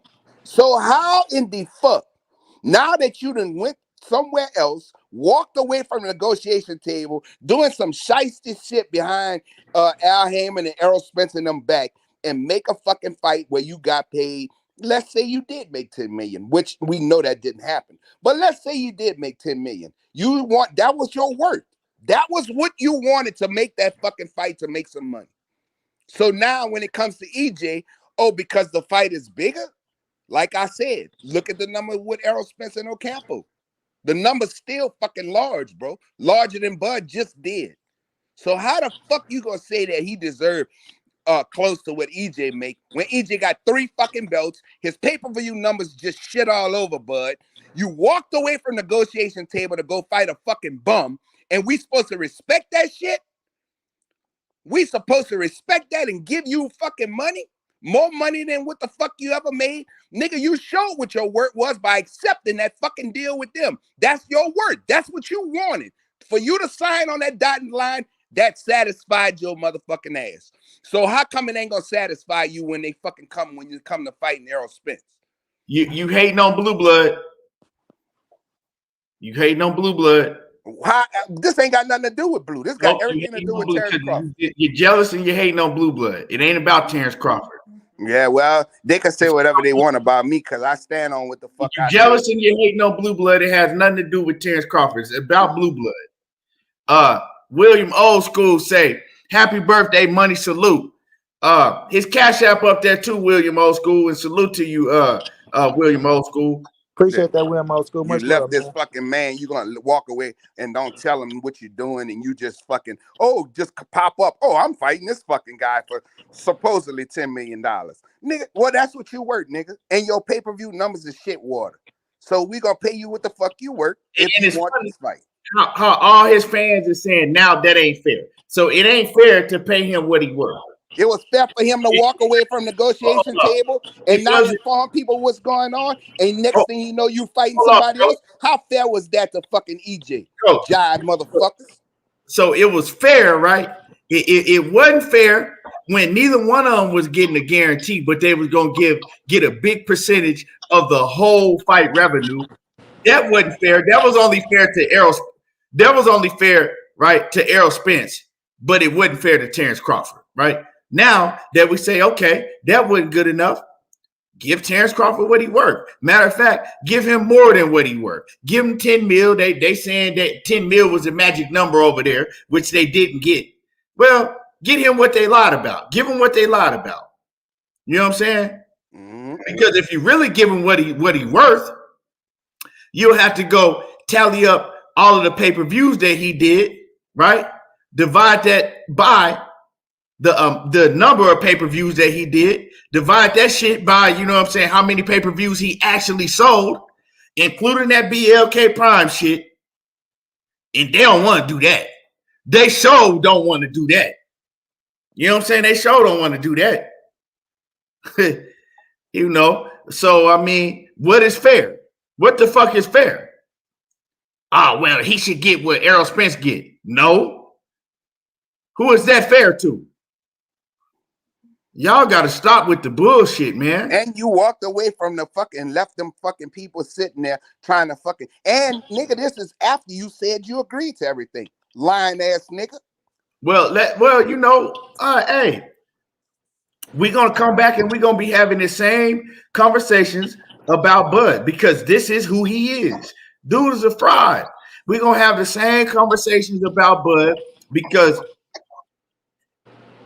Jerron Ennis is going to be knocking right at his motherfucking doorstep, right? Virgil Ortiz is going to be knocking right at his door. We're going to have the same conversation. It's going to be the same conversations all over again. And then y'all going to see, damn, it wasn't just Errol Spence. This man, he don't want to fight nobody on that level. You know what I'm saying? He want the easy. He want to take the easy route. He want to continue to fight these Rudy Poots, get whatever little guarantee that he been getting, and continue for people to lick his motherfucking balls and act like he's the best thing ever. You know what I'm saying? Act like he's just the best thing ever. Oh, man, did you see what he did to Avanesyan? You see what he did to I've been sneezing? Oh, my God. Did you see what he did to Amir Khan? And just, man, come on, man. That's just what it is. He cool with that. He's cool with that. Don't get me wrong. He's a rich man. Yes, he has money. But still. Nobody said he wasn't rich. Everybody know he's rich. Everybody know he's a rich man. Nobody never said everybody know he got money. Ain't nobody said he wasn't rich. Man, been rich. Yeah, he's been rich for a long time. Wait a minute. See, this is what I'm talking about right here. See the ignorance that I see in this motherfucker, it be tripping me. Man, stop reading them goddamn comments. No, because education is a must. That's why we here. We don't even know these motherfuckers is coming in here and shit. Am I lying? Snooping around out of nowhere. I don't know, man. Fuck them. All right, motherfucker, just come in here. Nobody give a damn about what they talking about, coach. Nigga just talked about Ocampo Motherfucker who that came nobody in heard here of, and EJ numbers ain't hit way the like better. button. Man, Get the the motherfucker fuck that out came of in here ain't hit the like button and shit, man. Fuck what they talking about. They getting more attention than the motherfuckers who showing love, man. Yeah, but that's what You know I'm what I'm talking about. saying? I like that shit. Fuck reading they shit, man. They came in here, they ain't hit the like button. You know what I'm saying? Ain't did shit, just coming in here, you know, dropping a comment and shit. Man, fuck off, man. Fuck what they talking about. So you know I like that bullshit. Yeah. Fuck, I like to make Light on these motherfuckers that's coming in here out the goddamn blue and ain't hit the like button, ain't supported ever. Fuck them. I like confrontation with stupidity, boy. Shit. That No. motherfucker he deserve whatever the fuck he get. That here, that's your numbers. Okay, we gonna pay you what your numbers was for your last fight, and that's that. And Yeah, we done with that shit. it's like, man, like, I mean, Sid Jappy, right? I don't agree with fuck shit he be saying when he come in here. I think he be coming in here talking about some stupid shit. We don't agree, but he do be in here. You know what I'm saying? So I read his comments and I'll respond to him. He do be in here. But motherfuckers just coming up in here and shit, you know, saying dumbass shit, ain't never came up in here saying salute, ain't never, you know what I'm saying, supported the child. I ain't reading that shit, man. Fuck them. Yeah, I read comments. It, and it make it fun. It make it fun to make motherfuckers look stupid.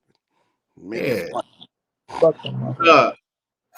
Man, like I said, man, to me, this is what Terence Crawford wanted, because it ain't no way that he thought he was gonna go to BLK Prime, right? And do big numbers. Like the whole thing, what PBC was trying to do, okay, let's build you. They were trying to get him to fight Keith Thurman way back when. Fight Keith Thurman, we'll put it on pay-per-view, right? We're going to build you up because we think that you and Keith Thurman will do big numbers, and then we can go into the Errol Spence fight. That shit will even be bigger. He didn't want to do that. You feel me? He didn't even want to do that shit. The plan, right, what should be is take a fight that you think is going to be successful. That way, you can come back to the table and you can say, look, look what I just did. Now now we can sit down and do business because this is what I'm worth. Look what I just did with such and such, and this is what I'm worth. But you didn't do that because you don't have good business sense. You go over to a company that ain't never been heard of before on a fucking app that ain't nobody never heard of, and do shitty numbers. What do you got to come back to the table? Right? You left the table. Cool. Okay, cool. You left the table. If you leave the table and take another fight, you should leave the table to be able to, you know what I'm saying, come back with something bigger. Now you leaving the table, you coming back with some shit way smaller than you ever had before. That's why Derrick James is like, now we know who you are.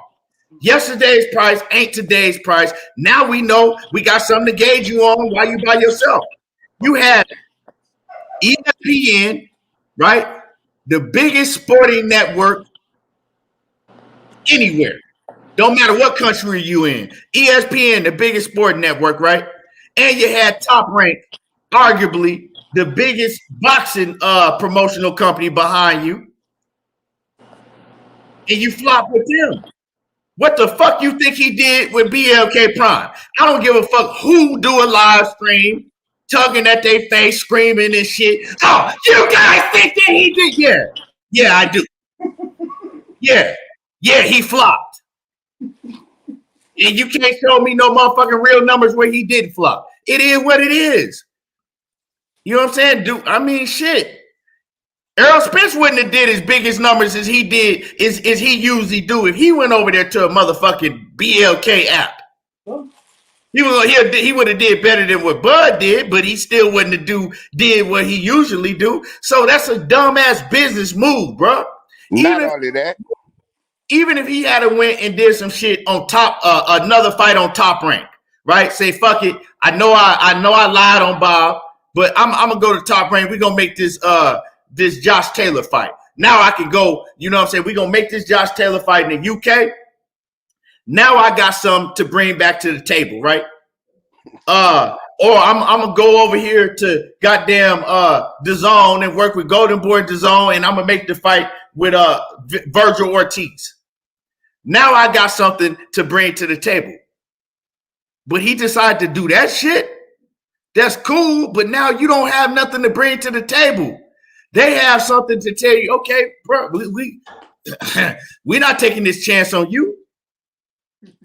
Who else is going to do it? Name me somebody else, right? And like I said, we're going to just use $10 million because that's the lie that they want to put out there for y'all to believe. So we're going to use, hypothetically, $10 million. Who else going to give him $10 million to fight who?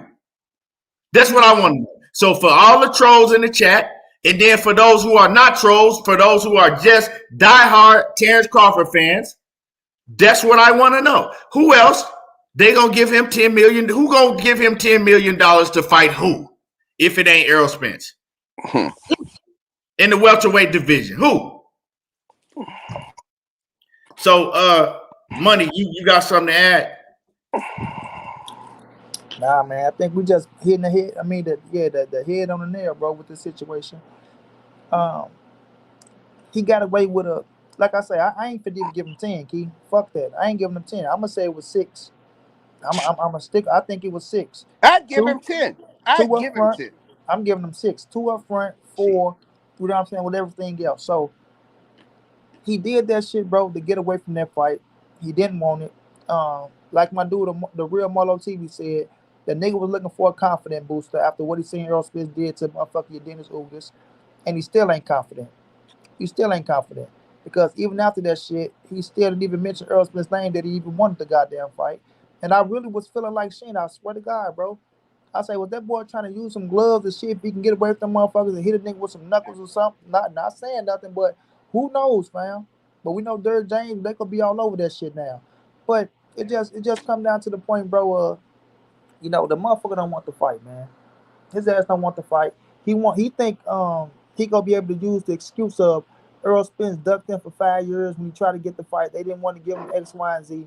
And he keep doing the same shit.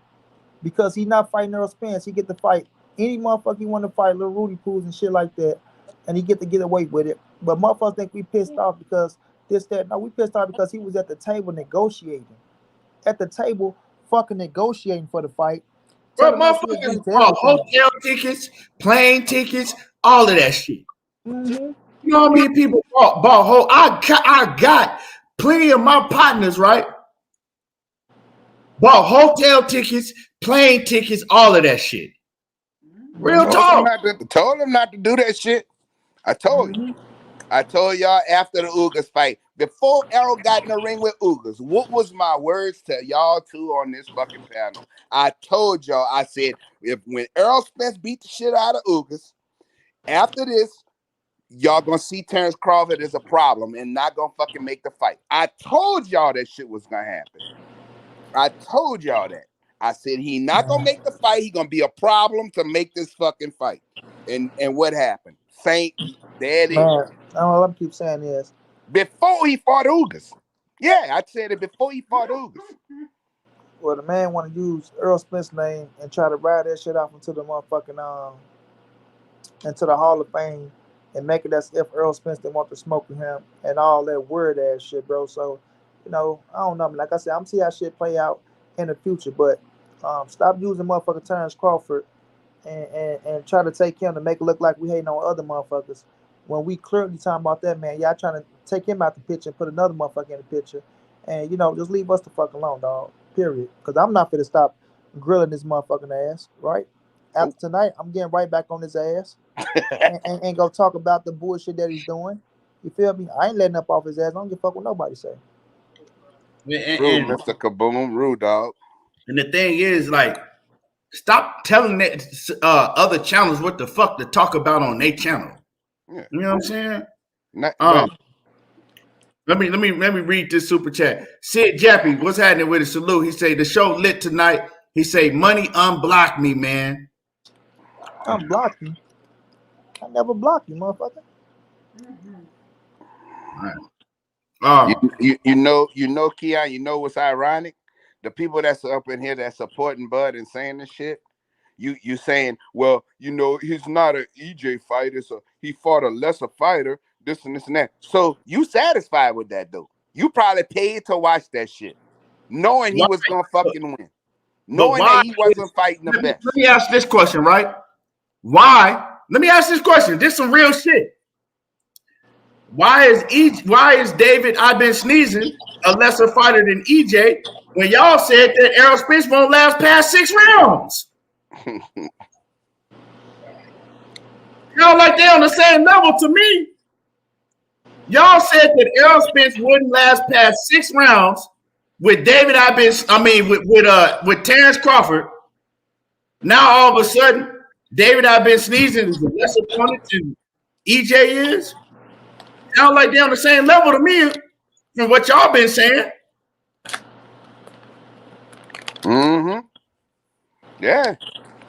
They saying that, it's a good fight all before the fight. Tell the fucking outcome, which we told y'all he gonna beat the shit out of that fucking dude. Money Brown been saying that shit from forever. Keon been saying the shit forever. He gonna beat the fuck out of this dude. We knew what the fuck was gonna happen, and he did exactly. And he carried him. Beat his ass, knock him out, and then they go run around like he did something special. Motherfucker, I heard talking about, they not talking about the switch from the one hand to the other hand. You know what I'm saying? The offhand knockout. Yeah, it was, man, we know he go knock that mother. The nigga switched, right? He switched from orthodox to southpaw in the first round and then stayed southpaw the whole fight. I mean, that's fine and well. I mean, what he always do. He always do that. Well, and I'm not nobody saying like I think that he's a very, very, very good fighter offensively. I think he's very offensively skilled, right? I've said this. I've said before that I thought that Terence Crawford, right, was better all around offensively than Errol Spence. But when you come to the all-around better fighter, I think it's Errol Spence. It's a lot of holes in Terence Crawford game. He get hit very easy. He don't know how to protect himself from a good jab to save his life. You know what I'm saying? But like I said, that don't mean that he ain't a real good fighter. I think he a great fighter offensively. Everything else about him is cool. It's cool. It's just cool. But he very, very good offensively. I mean, he good defensively too. I watched the shit he do in the ring. He's not really that good defensively to me. He turned people. He fucking make the right moves. Terence is a very good fighter. He's a very intelligent fighter. There's no question about that. There's no question about his skill level. The point is if you got this much confidence, especially, you had no fucking promoter. You had one belt. This man got bigger numbers than you. He got 3 fucking belts. And you're going to go and step and fight this fucking guy here and leave the negotiation table for the biggest payday of your fucking career. Not only that, you left the biggest fucking fight where you could have become 2-time undisputed champion of the world in 2 weight classes, bro. How you pass that up? And then you got a motherfucker like, now we know money like Tank and all of this shit and Shakur and all of this shit. Fine. But we still can't discredit how Devin shit on Bud Crawford. Because he shitted on him, bro. He took a shitty deal because that's how bad he believed in himself. Bud Crawford don't believe in himself, bro. Just think if you beat Errol Spence, nigga, you know how fucking large you are. You know how much more money you gonna fucking make? But instead, you fight this dude. Now your money going down when you go back to the negotiation table because you don't see the fucking long run. You want your shit right now. You see what's in front of you, the carrot that's in front of you. But you don't see way down the road, nigga, how much fucking money you could have made, bro. Bird in the hand worth 20. Yeah, that's it, babe. A bird in the fucking hand worth 2 in the bush to this nigga because he has no fucking forethought. He has no forethought. If I whoop this nigga like I know I can, because I believe I can whoop him, I'm going to be the biggest fucking superstar in boxing. And I get what the fuck I want from anybody then. But instead, you go and leave that negotiation table to go fight this fucking bum? Well, we know why. We know why, because his thing is like he don't believe in what he portrays, right? He puts on that act like he's the best fighter in the world. He believes he's best. He ain't worried about nobody. You know what I'm saying? He run through, but that ain't really what he believed. Because if he believed that, you'll be seeing exactly what you talking about. Omega Red said, You know Omega Red said, health over wealth. At Coach Bud said he keeping his eyes. Straight up. Straight up. If he really believed in himself like he say he did, he like shit. I'm finna beat his ass and I'm taking over. I'm beating his ass and I'm taking over. Bro, he would have been bigger than fucking than Canelo is, bro. If you fucking believe and he beat Errol Spence, bro, you bigger than Canelo, dog. Straight up. You In a fight like that, you could do whatever you want. You could fucking pick and choose whoever you want to fight them, bro, and make an ass load of money and still be independent. you that guy. You are that dude. And it's still big fights. And the thing is, you don't even got to move up because it's still big fights for you at 147 after that. Buku smoke. You still got Virgil Ortiz. Come on, man. You got buku smoke, bro, at that weight, and you could name your number. You could name your number at that point. I got the belts, and this is what I'm demanding. He don't want to do that though. But see, who was trying to do that? EJ was really trying to do that. He really about that smoke. You can't make a man get in the ring if he don't want to fight. That's just what it is. He don't want to fight. You can't make him. G5, what's happening with it? Salute. Okay. Yeah, man. Bro, that shit is crazy to me, dog. You just missed a big ass opportunity, and now you brought Virgil. Jeremy West is another Bud diehard fanatic. He says Virgil been ducking Bud for years. Okay, how has Virgil Ortiz been ducking Bud? When did Virgil Ortiz and Bud Crawford fight come to the motherfucking surface, to the table? When did it ever happen? When did Bud Crawford try to make a fight with Virgil Ortiz? When did Terence Crawford ever try to make a fight with Virgil Ortiz? Y'all need to cut it out with this dumb. See, motherfuckers just come in here out of the blue and just pop up and just put some stupid shit in the chat. It don't have no motherfucker, nothing to back it up. I can't, Like that fight ain't never been on the table for nan one of them. How the fuck you gonna duck something that ain't never even been at the table, or people wouldn't even calling for that shit? You know what I'm saying? Talking about Larry Lopez, you just sound like a fucking idiot. I thought they had blocked you in the first place. How many step aside money has Virgil Ortiz accepted? None. What the fuck is you talking about? He ain't never accepted no step aside money from Terence Crawford. Man, get his ass up out of here. Get Larry Lopez the fuck up out of here. That nigga been saying dumb ass shit the whole show. Somebody get him up out of here. I thought they had blocked your ass in the first place. Nah, drop a link. Drop a link for him. Fuck that. Drop a link for him. You ain't dropping no link for his retarded ass. He ain't gonna come on. He ain't Drop coming a up link here. for him. That's what I want. Yeah, drop a link for him. I want to hear this bullshit. Yeah. How many times has Virgil Ortiz accepted step aside money for but from what are you talking about, bro? Just making up shit. Now, yeah, man. Hopefully we can at least get a Virgil Ortiz versus Bud. Shit. Hopefully we can at least get that next year. You don't want that young smoke, boy. That young smoke motherfucker. You don't want that. That motherfucker want to make money. I can promise you he's not going to fight Boots. I can promise you he's not going to fight Boots. He's not going to fight Boots. I can promise you that. He was asking for all that money he was asking to fight Terence Crawford. What you think he going to ask to fight Boots? Boots bigger. He younger.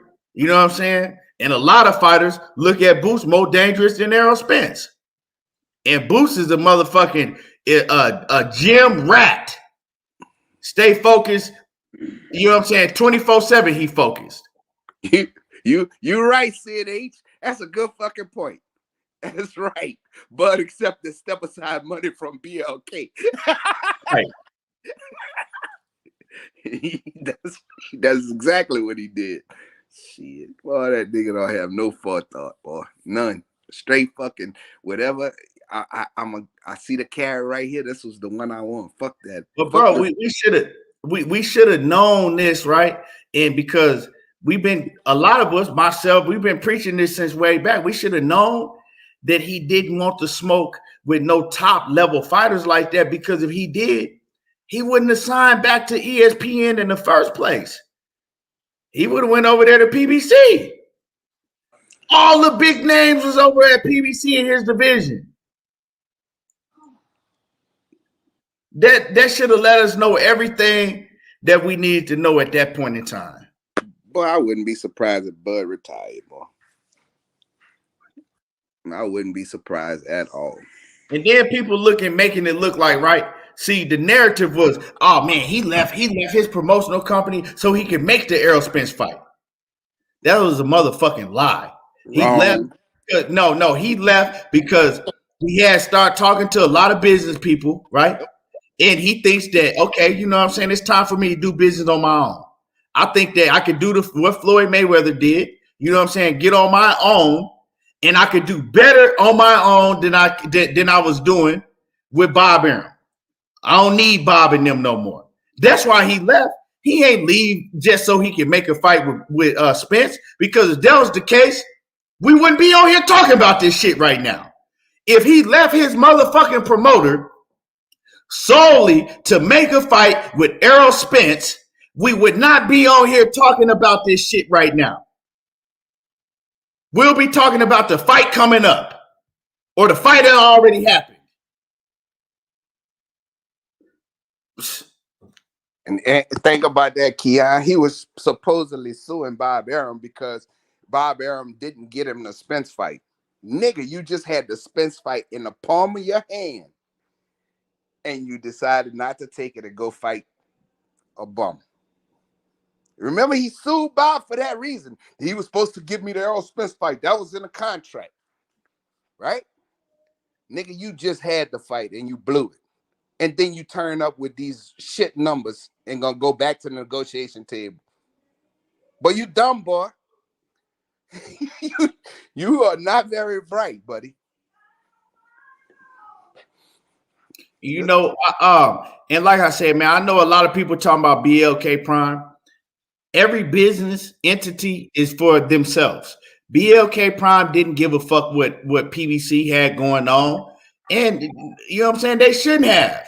It is what it is. They got to do what they got to do. So, like I said, I don't look at BLK Prime and I'm mad at BLK Prime. I'm not mad at BLK Prime.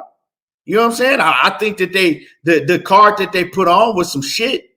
I'm not mad at them or think that they coming in ruining boxing. Like I said, they didn't make Terence Crawford's decision for him. He made that decision. He made it. If he wanted to fight, he would have took the fight with Errol Spence. He didn't want to fight, so he did what he did. They didn't make him do shit. That was his choice. So I ain't mad at no BLK Prime. I don't have no feelings towards BLK Prime. They just coming in the game, you know what I'm saying, doing what they got to do. I don't have to pay for it. And that's just what it is. I'm a consumer. I don't have to pay for it. If they give me some shit that I want to pay for, that I think is worthy, I'll pay for it. They don't like that. And that's exactly what you said the other day. If they come in with a card that you fucking with, you go buy it. I'm going to buy it, bro. Right? When people talk about the Terence Crawford shit, bro, I wasn't buying this shit. I wasn't feeling it. I wasn't feeling the business move. I wasn't feeling nothing like that. Coach said on this motherfucker, me and one time, I'm not paying for shit that I don't feel like it's the best of the best. People been saying these things, but they know this shit, bro. They know this, man. Because they self not gonna pay for it. When the last time Fred paid for anything? You know what I'm saying? Why you run this goddamn mouth? So it's like, come on, man. They not gonna pay for no shit that they don't like if they don't want to spend their money on it, bro. So let's not go there and make it like a motherfucker just hating on them just to be hating on them, bro. That's just bullshit. So it comes down to if you got something good on that motherfucker, you ain't got no choice but to pay for it. If it's something that good, right? I mean, think about paying for the Adrian Bronner and that situation, but I fuck with Tevin Form and Mickey Bay and AB. You feel me? So it's like, come on now, bro. Like now, that's a better card than what they talking about. Me personally, Hold on, Keith. I'm not paying to see no AB and Ivory Bearcat, but I like Mickey Bay and Tevin Farmer. Yeah, I'm just saying though, that's a better boxing card than what they just put on. Yeah, it is. If you ask me, you feel me? You got real fighters on there, former champions and shit. So it's like, even on that card, y'all got Chris Cyborg giving up her first fight. Man, come on, man. Stop it, bro. Stop it. Like I say, we knew Terence Crawford was going to knock that boy out in 6 or 9 rounds. He did exactly what I said he was going to do. A flawless victory. Going to look so goddamn good. And they going to run around this motherfucker and praise him like he knocked out Errol Spence and Floyd Mayweather, bro. And that's exactly what they doing, right? And everybody know that the damn thing wasn't a success, right? Of course, if it's your first situation of being in something like that, right, you gonna say it's a success. You know what I'm saying? Doing some shit that you like to do, and you know this is something outside of the range of what you do. Kudos to you. But come on, man, on the outside looking in, being realistic, bro. Come on, man, we know that shit was no success, bro. Really? They keep talking about the 18,000 people in the building. If it was 18,000, talking about 14 to 15, they go pile in like that with cheap tickets and free tickets, bro. And there ain't no knock on it. Salute to them. Like I say, money-wise, the numbers that they was looking for, it was not a success. We seen the success in fucking boxing. That was not a success. Period. We've been looking at the business in boxing and watching this shit long enough to understand what's going on. You know what I'm saying? With the dollars and the motherfucking cents, bro. So at the end of the day, they can keep trying to criticize and make it look like we stupid and dumb and don't know half of the shit that they think they know. But at the end of the day, the facts are the facts. And every time the facts come to the light, we go talk about them motherfuckers. Doesn't matter who start liking the fighter or who not. Period.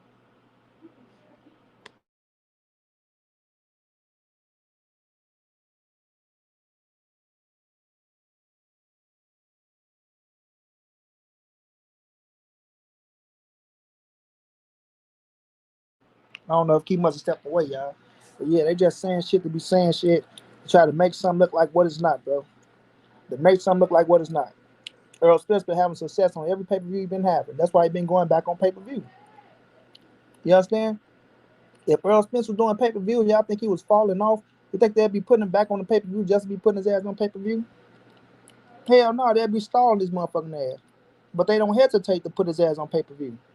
They don't hesitate to put his ass back in Jerry Jones' world where he put 40,000 plus motherfuckers in there every time he fight there. You know what I mean? And if he fight one of their ass for his Terence Crawford, Keith Thurman, wherever he at, he go sell that shit out. And the highest ticket gonna be more than $500. The highest ticket gonna be more than $500. And it's gonna be packed out. You talking about Errol Spence? Hell yeah. Oh yeah, man, them tickets to sit in the front row at that shit is more than 3,000. You know what I'm saying? More than 3,000. Compare the prices. 500 to 3,000 ain't nowhere near close to each other.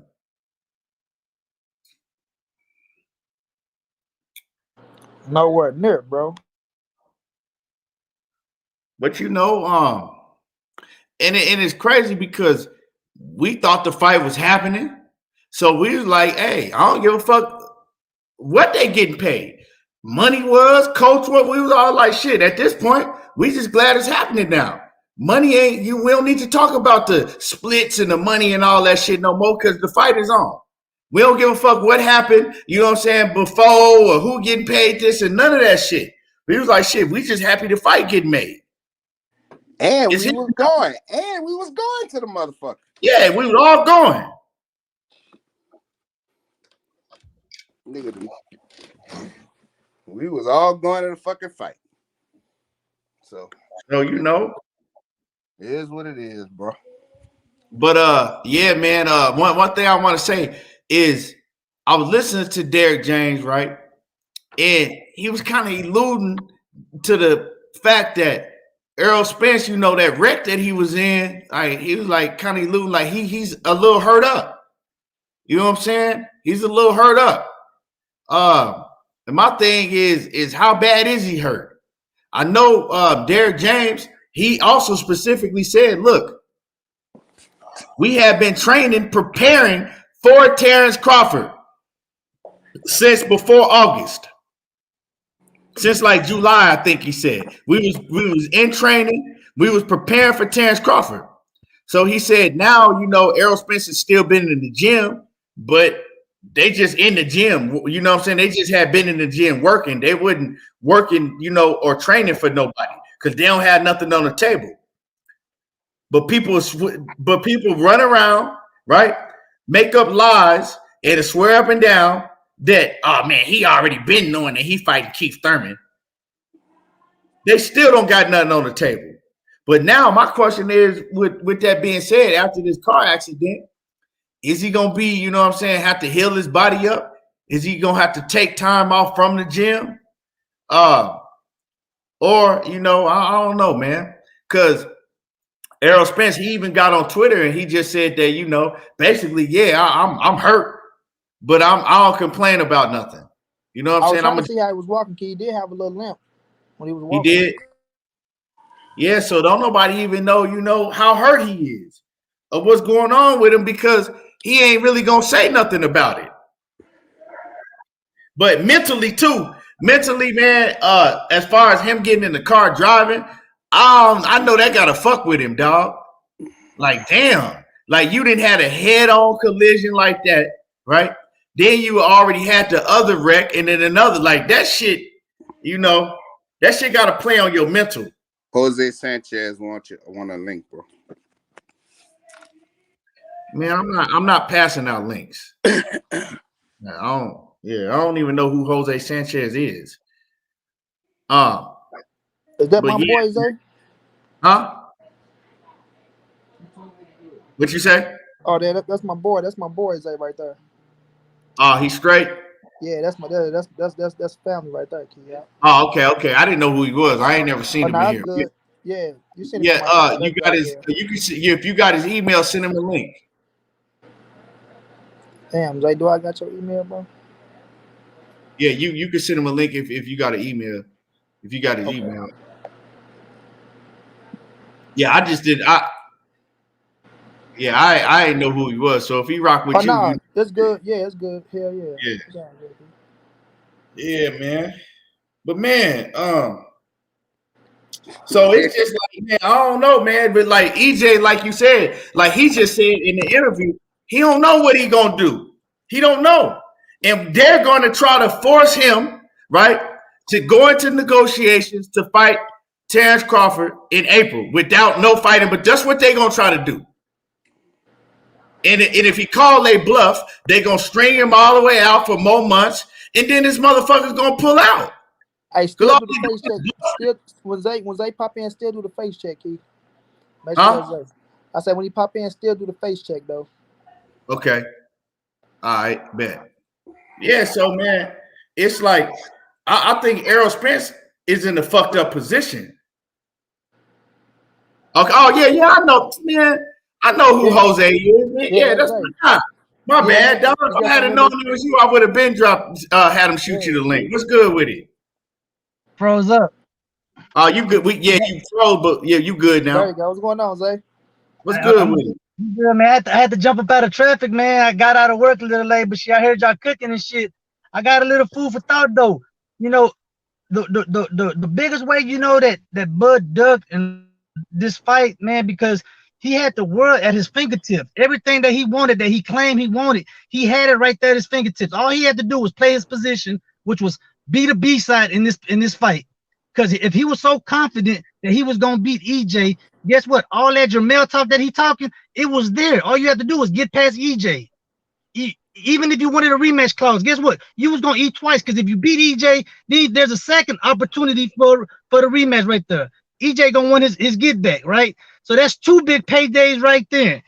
So then that gives you two-time world unified undisputed in two divisions with an opportunity for a third with Jermell at PBC. Because where's Jamil? At PBC. So you had the world at your fingertips, and you let your ego get in the way because you didn't want to take the passenger side in the negotiations. Everything that you claimed you wanted was right there. Earl, Jamil. So why not sign the contract? You was gonna get the money. You forgot Thurman. Remember, he was claiming he wanted Thurman too. Yeah, but I mean, after Earl, he was talking about moving up to 154. You know, so he was claiming that this is what he was at. You know, that he want to go to 154. So he was at 147 for Earl, right? Earl was right there. What's the problem? He was right there. The fight was right there. You agreed to everything. Sign the contract.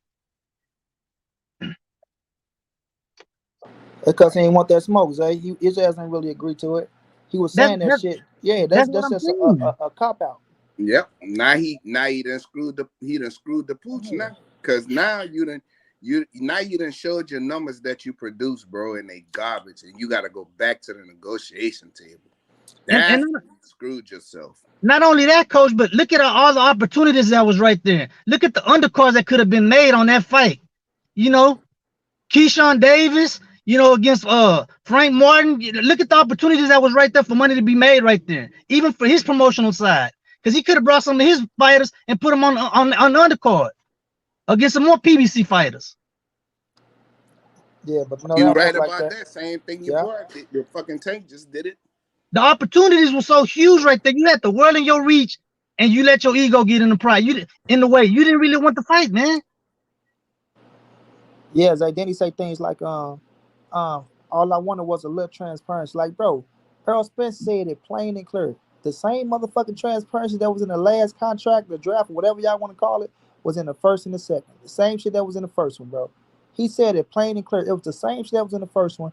You didn't know how to understand it, and you didn't trust the fucking lawyers when they was telling you what it was. That's why you kept so much. You need to sit down with Al. You need Al to tell you about this and tell you about that, because you didn't trust it, bro. It ain't that nobody else didn't trust it. You didn't trust it. You was down your motherfucking self. Close that door, man. You was down your goddamn self.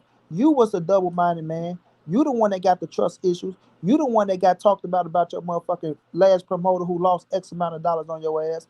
You the one that's a free agent and nobody really wanted to touch your motherfucking ass. Let's keep it 120.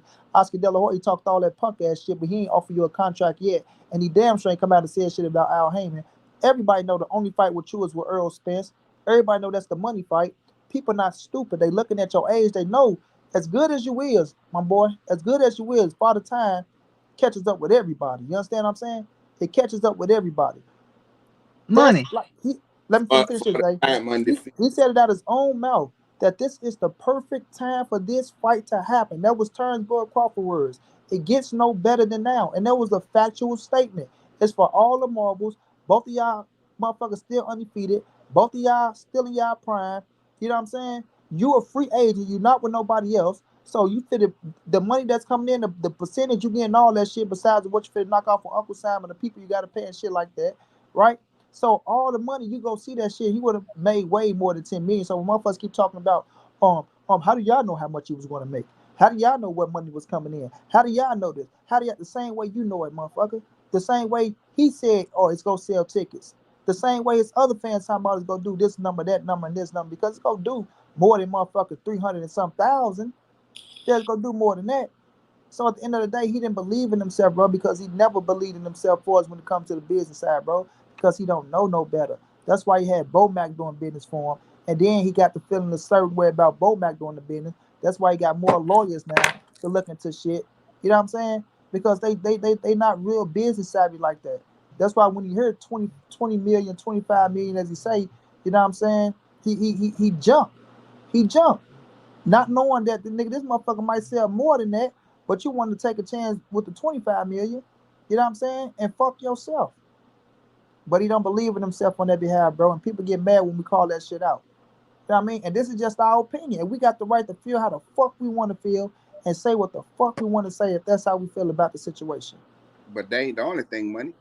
Numbers do not lie. Everybody else lie. Numbers don't lie. Facts, coach. Coach.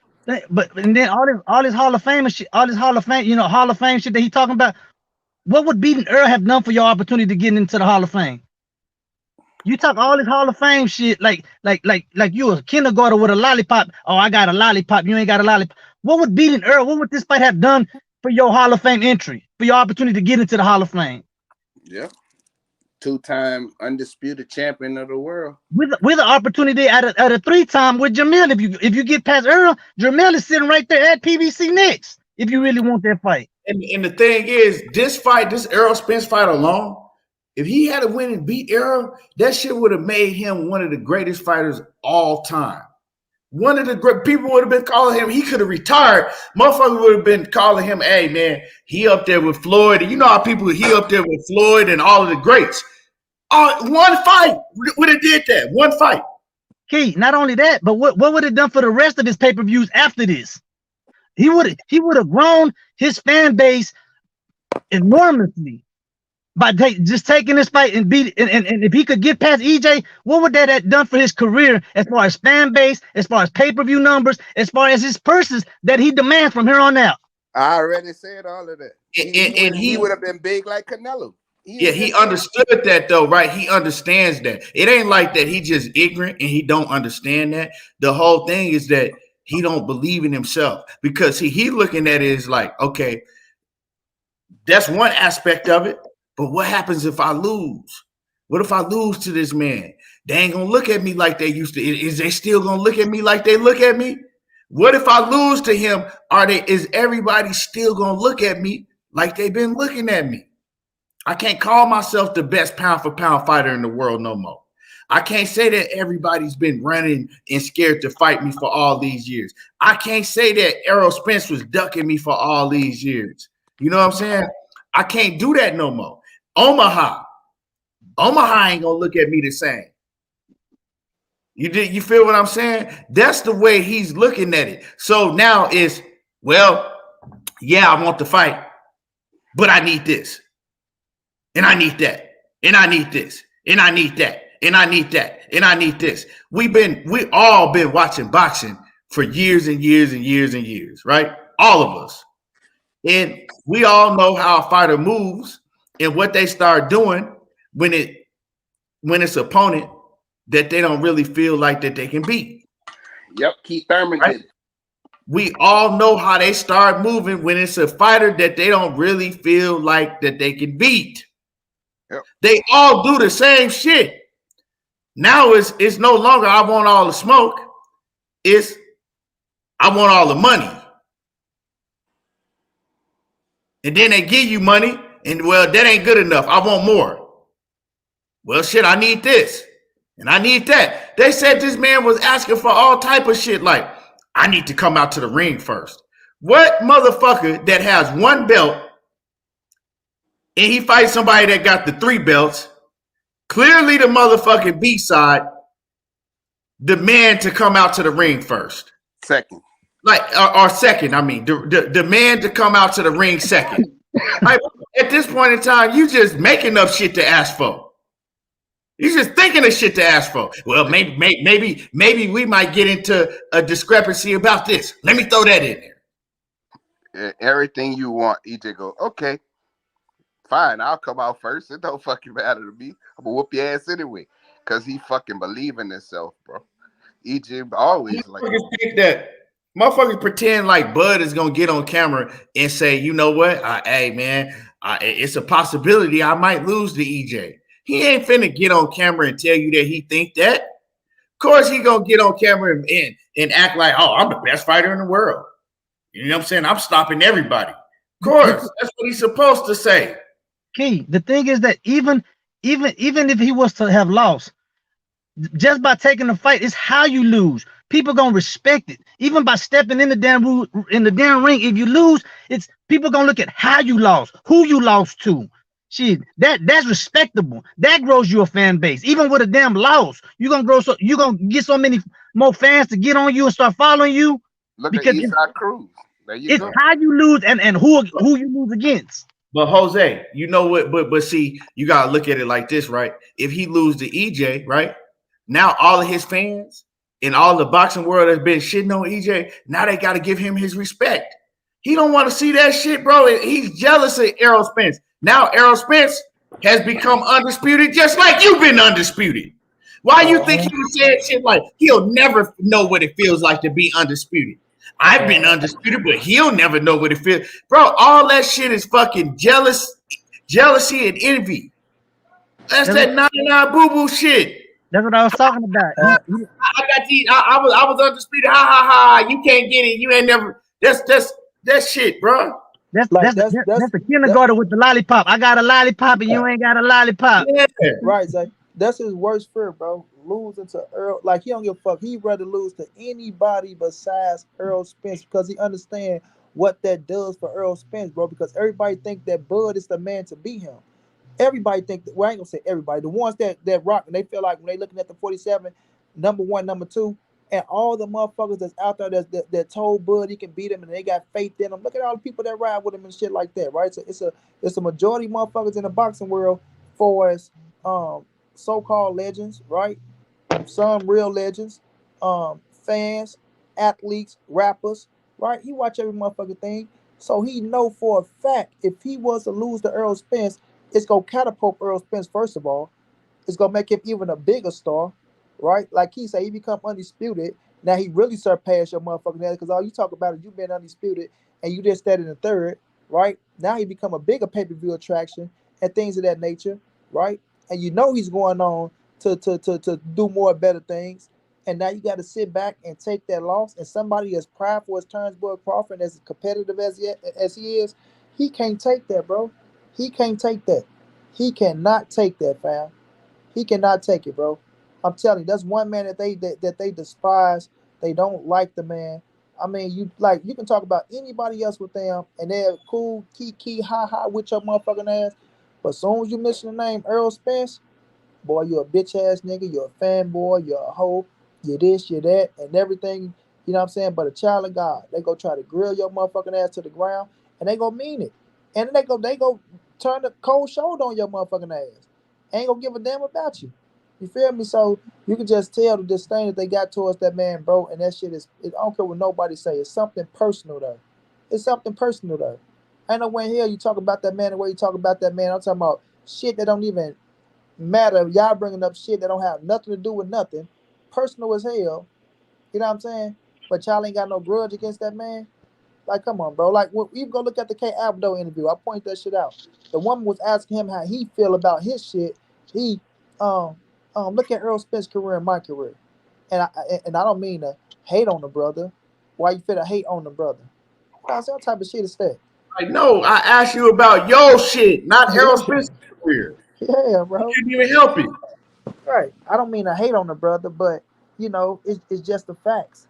You know. Then she asked, "Oh, how would you feel if you don't become undisputed at 147?"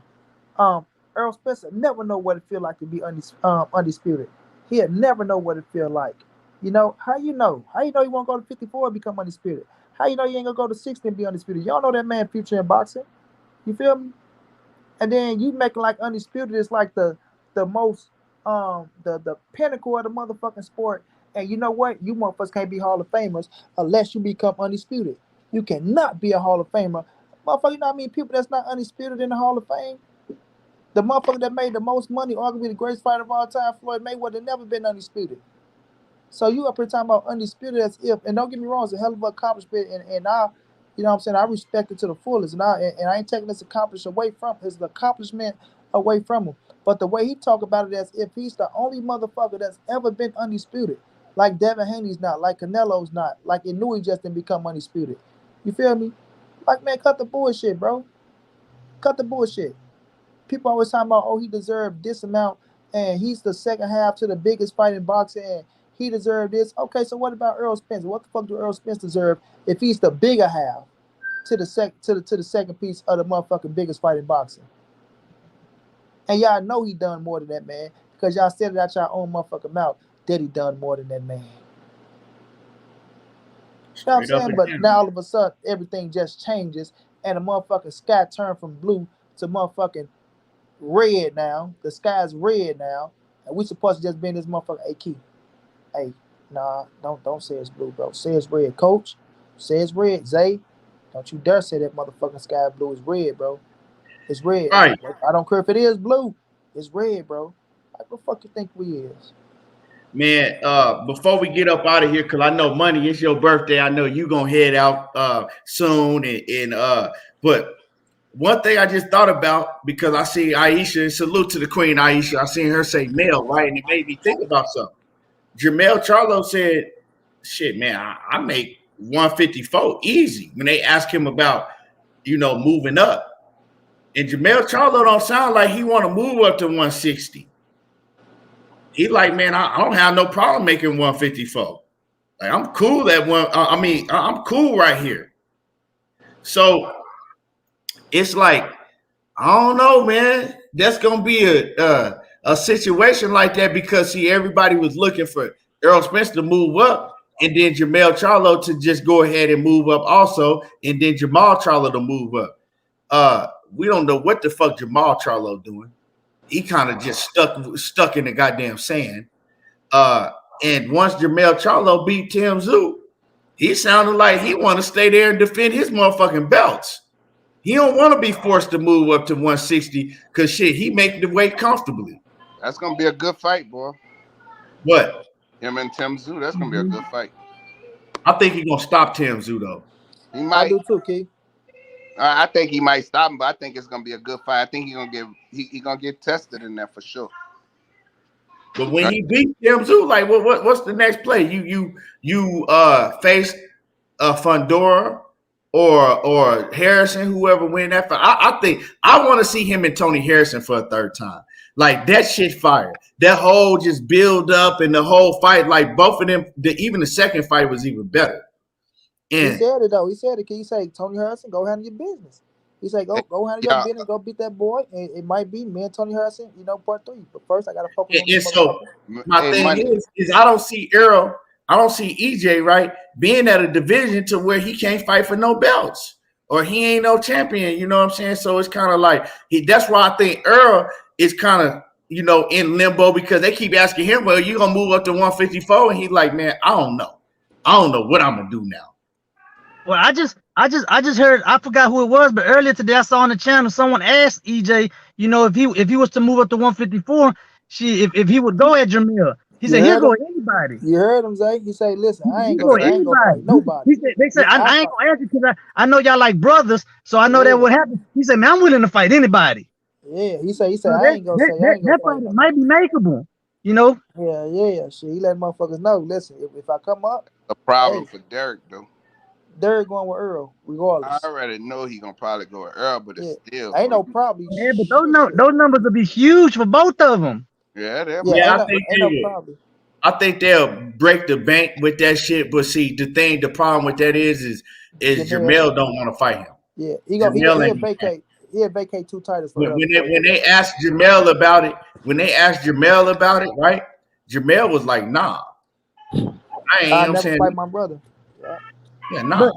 But see, Crawford messed up the whole original plan, because remember, the original plan was after this fight here, everybody was gonna move up. Earl was going to 154, Jermell was going to 160, and Jamal was going to 168. That was their original plan, supposedly originally. After if this Crawford fight had happened. Hey, Money, you heard today, David Morrell mandated to fight Canelo by the WBA. That don't mean nothing, bro. That don't mean nothing. I'm just saying what it is, bro. We know that don't mean nothing. We know that when it come to Canelo, he gonna do what the fuck he want to do. They're gonna let him do what the fuck he want to do. You know what I'm saying? And I mean, the proof is already there. Canelo already told us his plans for 2023. For the whole year of 2023, he already said exactly what he's gonna do. So that lets you know right now, anybody that they say that they mandated for him to fight and this and that, bro, that shit is all for looks.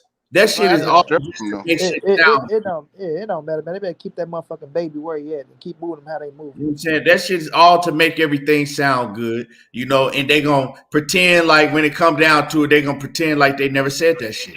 And he gonna do what he want to do. That's just what it is. He gonna get stripped. Thank you for letting me jump on the live, man. I'm finna get into the chat because I gotta get back to driving. I'm gonna keep listening. Already. my boy. We finna wrap it up anyway, man. Appreciate you. And my bad, like I said, I didn't know it was you.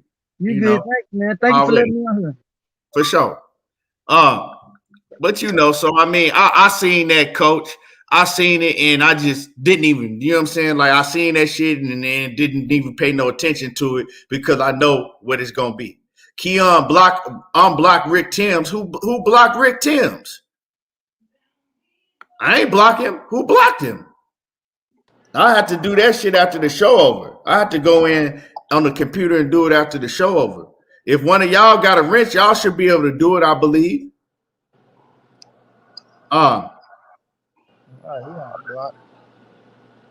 But anyway, like I said, man, yeah, Canelo gonna do what he want to do. So I mean, that's just something to put out there and just say. You know what I'm saying? They not finna make that man do nothing that he don't want to do. He do whatever the fuck he want to do, whenever he want to do it. And until that's done, and what, huh? And however he want to do it. Yeah, that just is what it is, man. Motherfucker, shit. It is what it is. Ain't no other undisputed champion. I tell you like this: no other undisputed champion can map his whole motherfucking year out. What other undisputed champion can map his whole year out and tell you, okay, I'm fighting him, then after that, I'm fighting him? Motherfucker, when you become undisputed, you got mandatories everywhere. You got this mandatory, that mandatory, this mandatory over here, and they corner you to where you either gonna drop them motherfucking belts or you gonna fight somebody. They don't, not for Canelo. Money talk, bullshit walk. When you the money man like that, they let you do what the fuck you want to do. Yeah. We'll see. We'll see what he's gonna do. The only way that Canelo do some shit is that he step up and he say that's what he want to do. And we know that ain't gonna happen. Canelo, he at the point in his career to where he's not fighting none of these young, hungry motherfuckers. He's not fighting no David Benavidez. He's not fighting no goddamn David Morrell. He's not fighting them cats like that. He had his run. He became undisputed. And now, you know what I'm saying, he's not fighting none of them cats like that. Yeah, I believe you're right, bro. You know? And he know that, bro. He know that. He not fighting none of them dudes. But man, money. Yes, sir. We getting ready to wrap it up. So, man, coach, I appreciate everybody in here. If y'all ain't hit the like button, smash the like button for me. Smash on the like button. You know what I'm saying? We talked about a lot. We cooked on a lot. But coach, man, give me your last words before we get up out of here. Man, always a pleasure being on a panel, man. Y'all hit that like button for my boy Keon. I'm on my way out. Me and the Queen going to have dinner and chill, bro. So, man, y'all have a good night. Everybody stay safe out there. You know, we been having all this crazy ass weather down here, bro. It's just fucking retarded, bro. What y'all got going on? Man, we done had tornadoes in New Orleans. We done had fucking tornadoes out here in Texas. It's all this shit during the wintertime, bro. It's fucking December, bro. That season's supposed to be over with, man. This shit crazy, bro. So, man, motherfucker don't believe that they heating this earth up, but shit, you don't have to believe. Nature gonna show them, bro. So, man, y'all be good, bro. I'm gonna holler at y'all. Yes, sir, man. Appreciate you, coach. For sure. And money, man. Let me get your last words, man. Let everybody know. I know you finna have a blast tonight. Oh man, I'm going out for the night on the town, bro. You feel me? I'm gonna have a night that I don't remember night tonight. You feel me? Yeah. But appreciate everybody coming through, man, showing love as usual, man. Y'all continue to support the real fam. You know, what we talking about, bro, this is not personal towards nobody, right? Ain't no ill will towards nobody where you want to see this happen to a person. But we still, contrary to belief, we still fuck with Blue Heavy. Still heavy. And wish him nothing but the best on all his endeavors and what he do. You feel what I'm saying? But at the end of the day, the real is the real, and you know you can't run around this motherfucker letting another man, fire you up and put a battery in your back to say some shit towards some people that you know you fuck with, bro. You know you fuck with me and Keon. You know it. You know that's bullshit talk when a nigga talking about we hating on you and don't want to see you prosper and shit like this and like that, because my funky ass $40 and Keon funky ass $40 ain't make that event no bigger, or it ain't make it no motherfucking smaller, bro. You feel me? We never boycotted shit and never told nobody not to do this or not to do that at the end of the day. We been saying this shit. Been saying it. You know what I mean? Before the fight even took place. So if we saying some shit before the fight took place, why not think we go not live up to what the fuck we saying? I mean, so at the end of the day, the fight did what it did, right? Everybody and their mama knew that the motherfucker wasn't gonna be a high ass success with the pay-per-view numbers. That's why they keep talking about the people in the motherfucking arena and shit like that, right? Stop listening to that corny, funky, cornball motherfucker Fred, you know what I mean? Who's stuck in his head and thinking I don't know what the fuck he think he is, but he better quit playing with me. And he better quit playing with Key. You know what I'm saying? Ain't nobody done shit to your punk ass if you be running around here talking about people hating on Blue and doing this and doing that. But you got the right ones. You damn sure got the right ones. And we got some more shit for your ass. So it ain't over for you, little buddy. But appreciate everybody, man, for the love, the cash outs, the birthday wishes. I appreciate y'all. Your boy hit 36. I'm blessed. I'm happy. You feel me? I'm keep on trying to push as long as I can push, man. Y'all go subscribe to my channel, Money Brown TV. We gonna keep it moving for y'all. You know, y'all ain't stupid. Y'all know what the real is. That's why y'all fuck with us, bro. And we gonna continue doing what we doing. Even when we get on some bullshit, y'all call us out on bullshit. But we ain't in this motherfucker saying y'all this, that, and the third, right? Well, I'm like, I probably cut y'all ass out a few times. But at the same time, I still fuck with y'all, you feel me?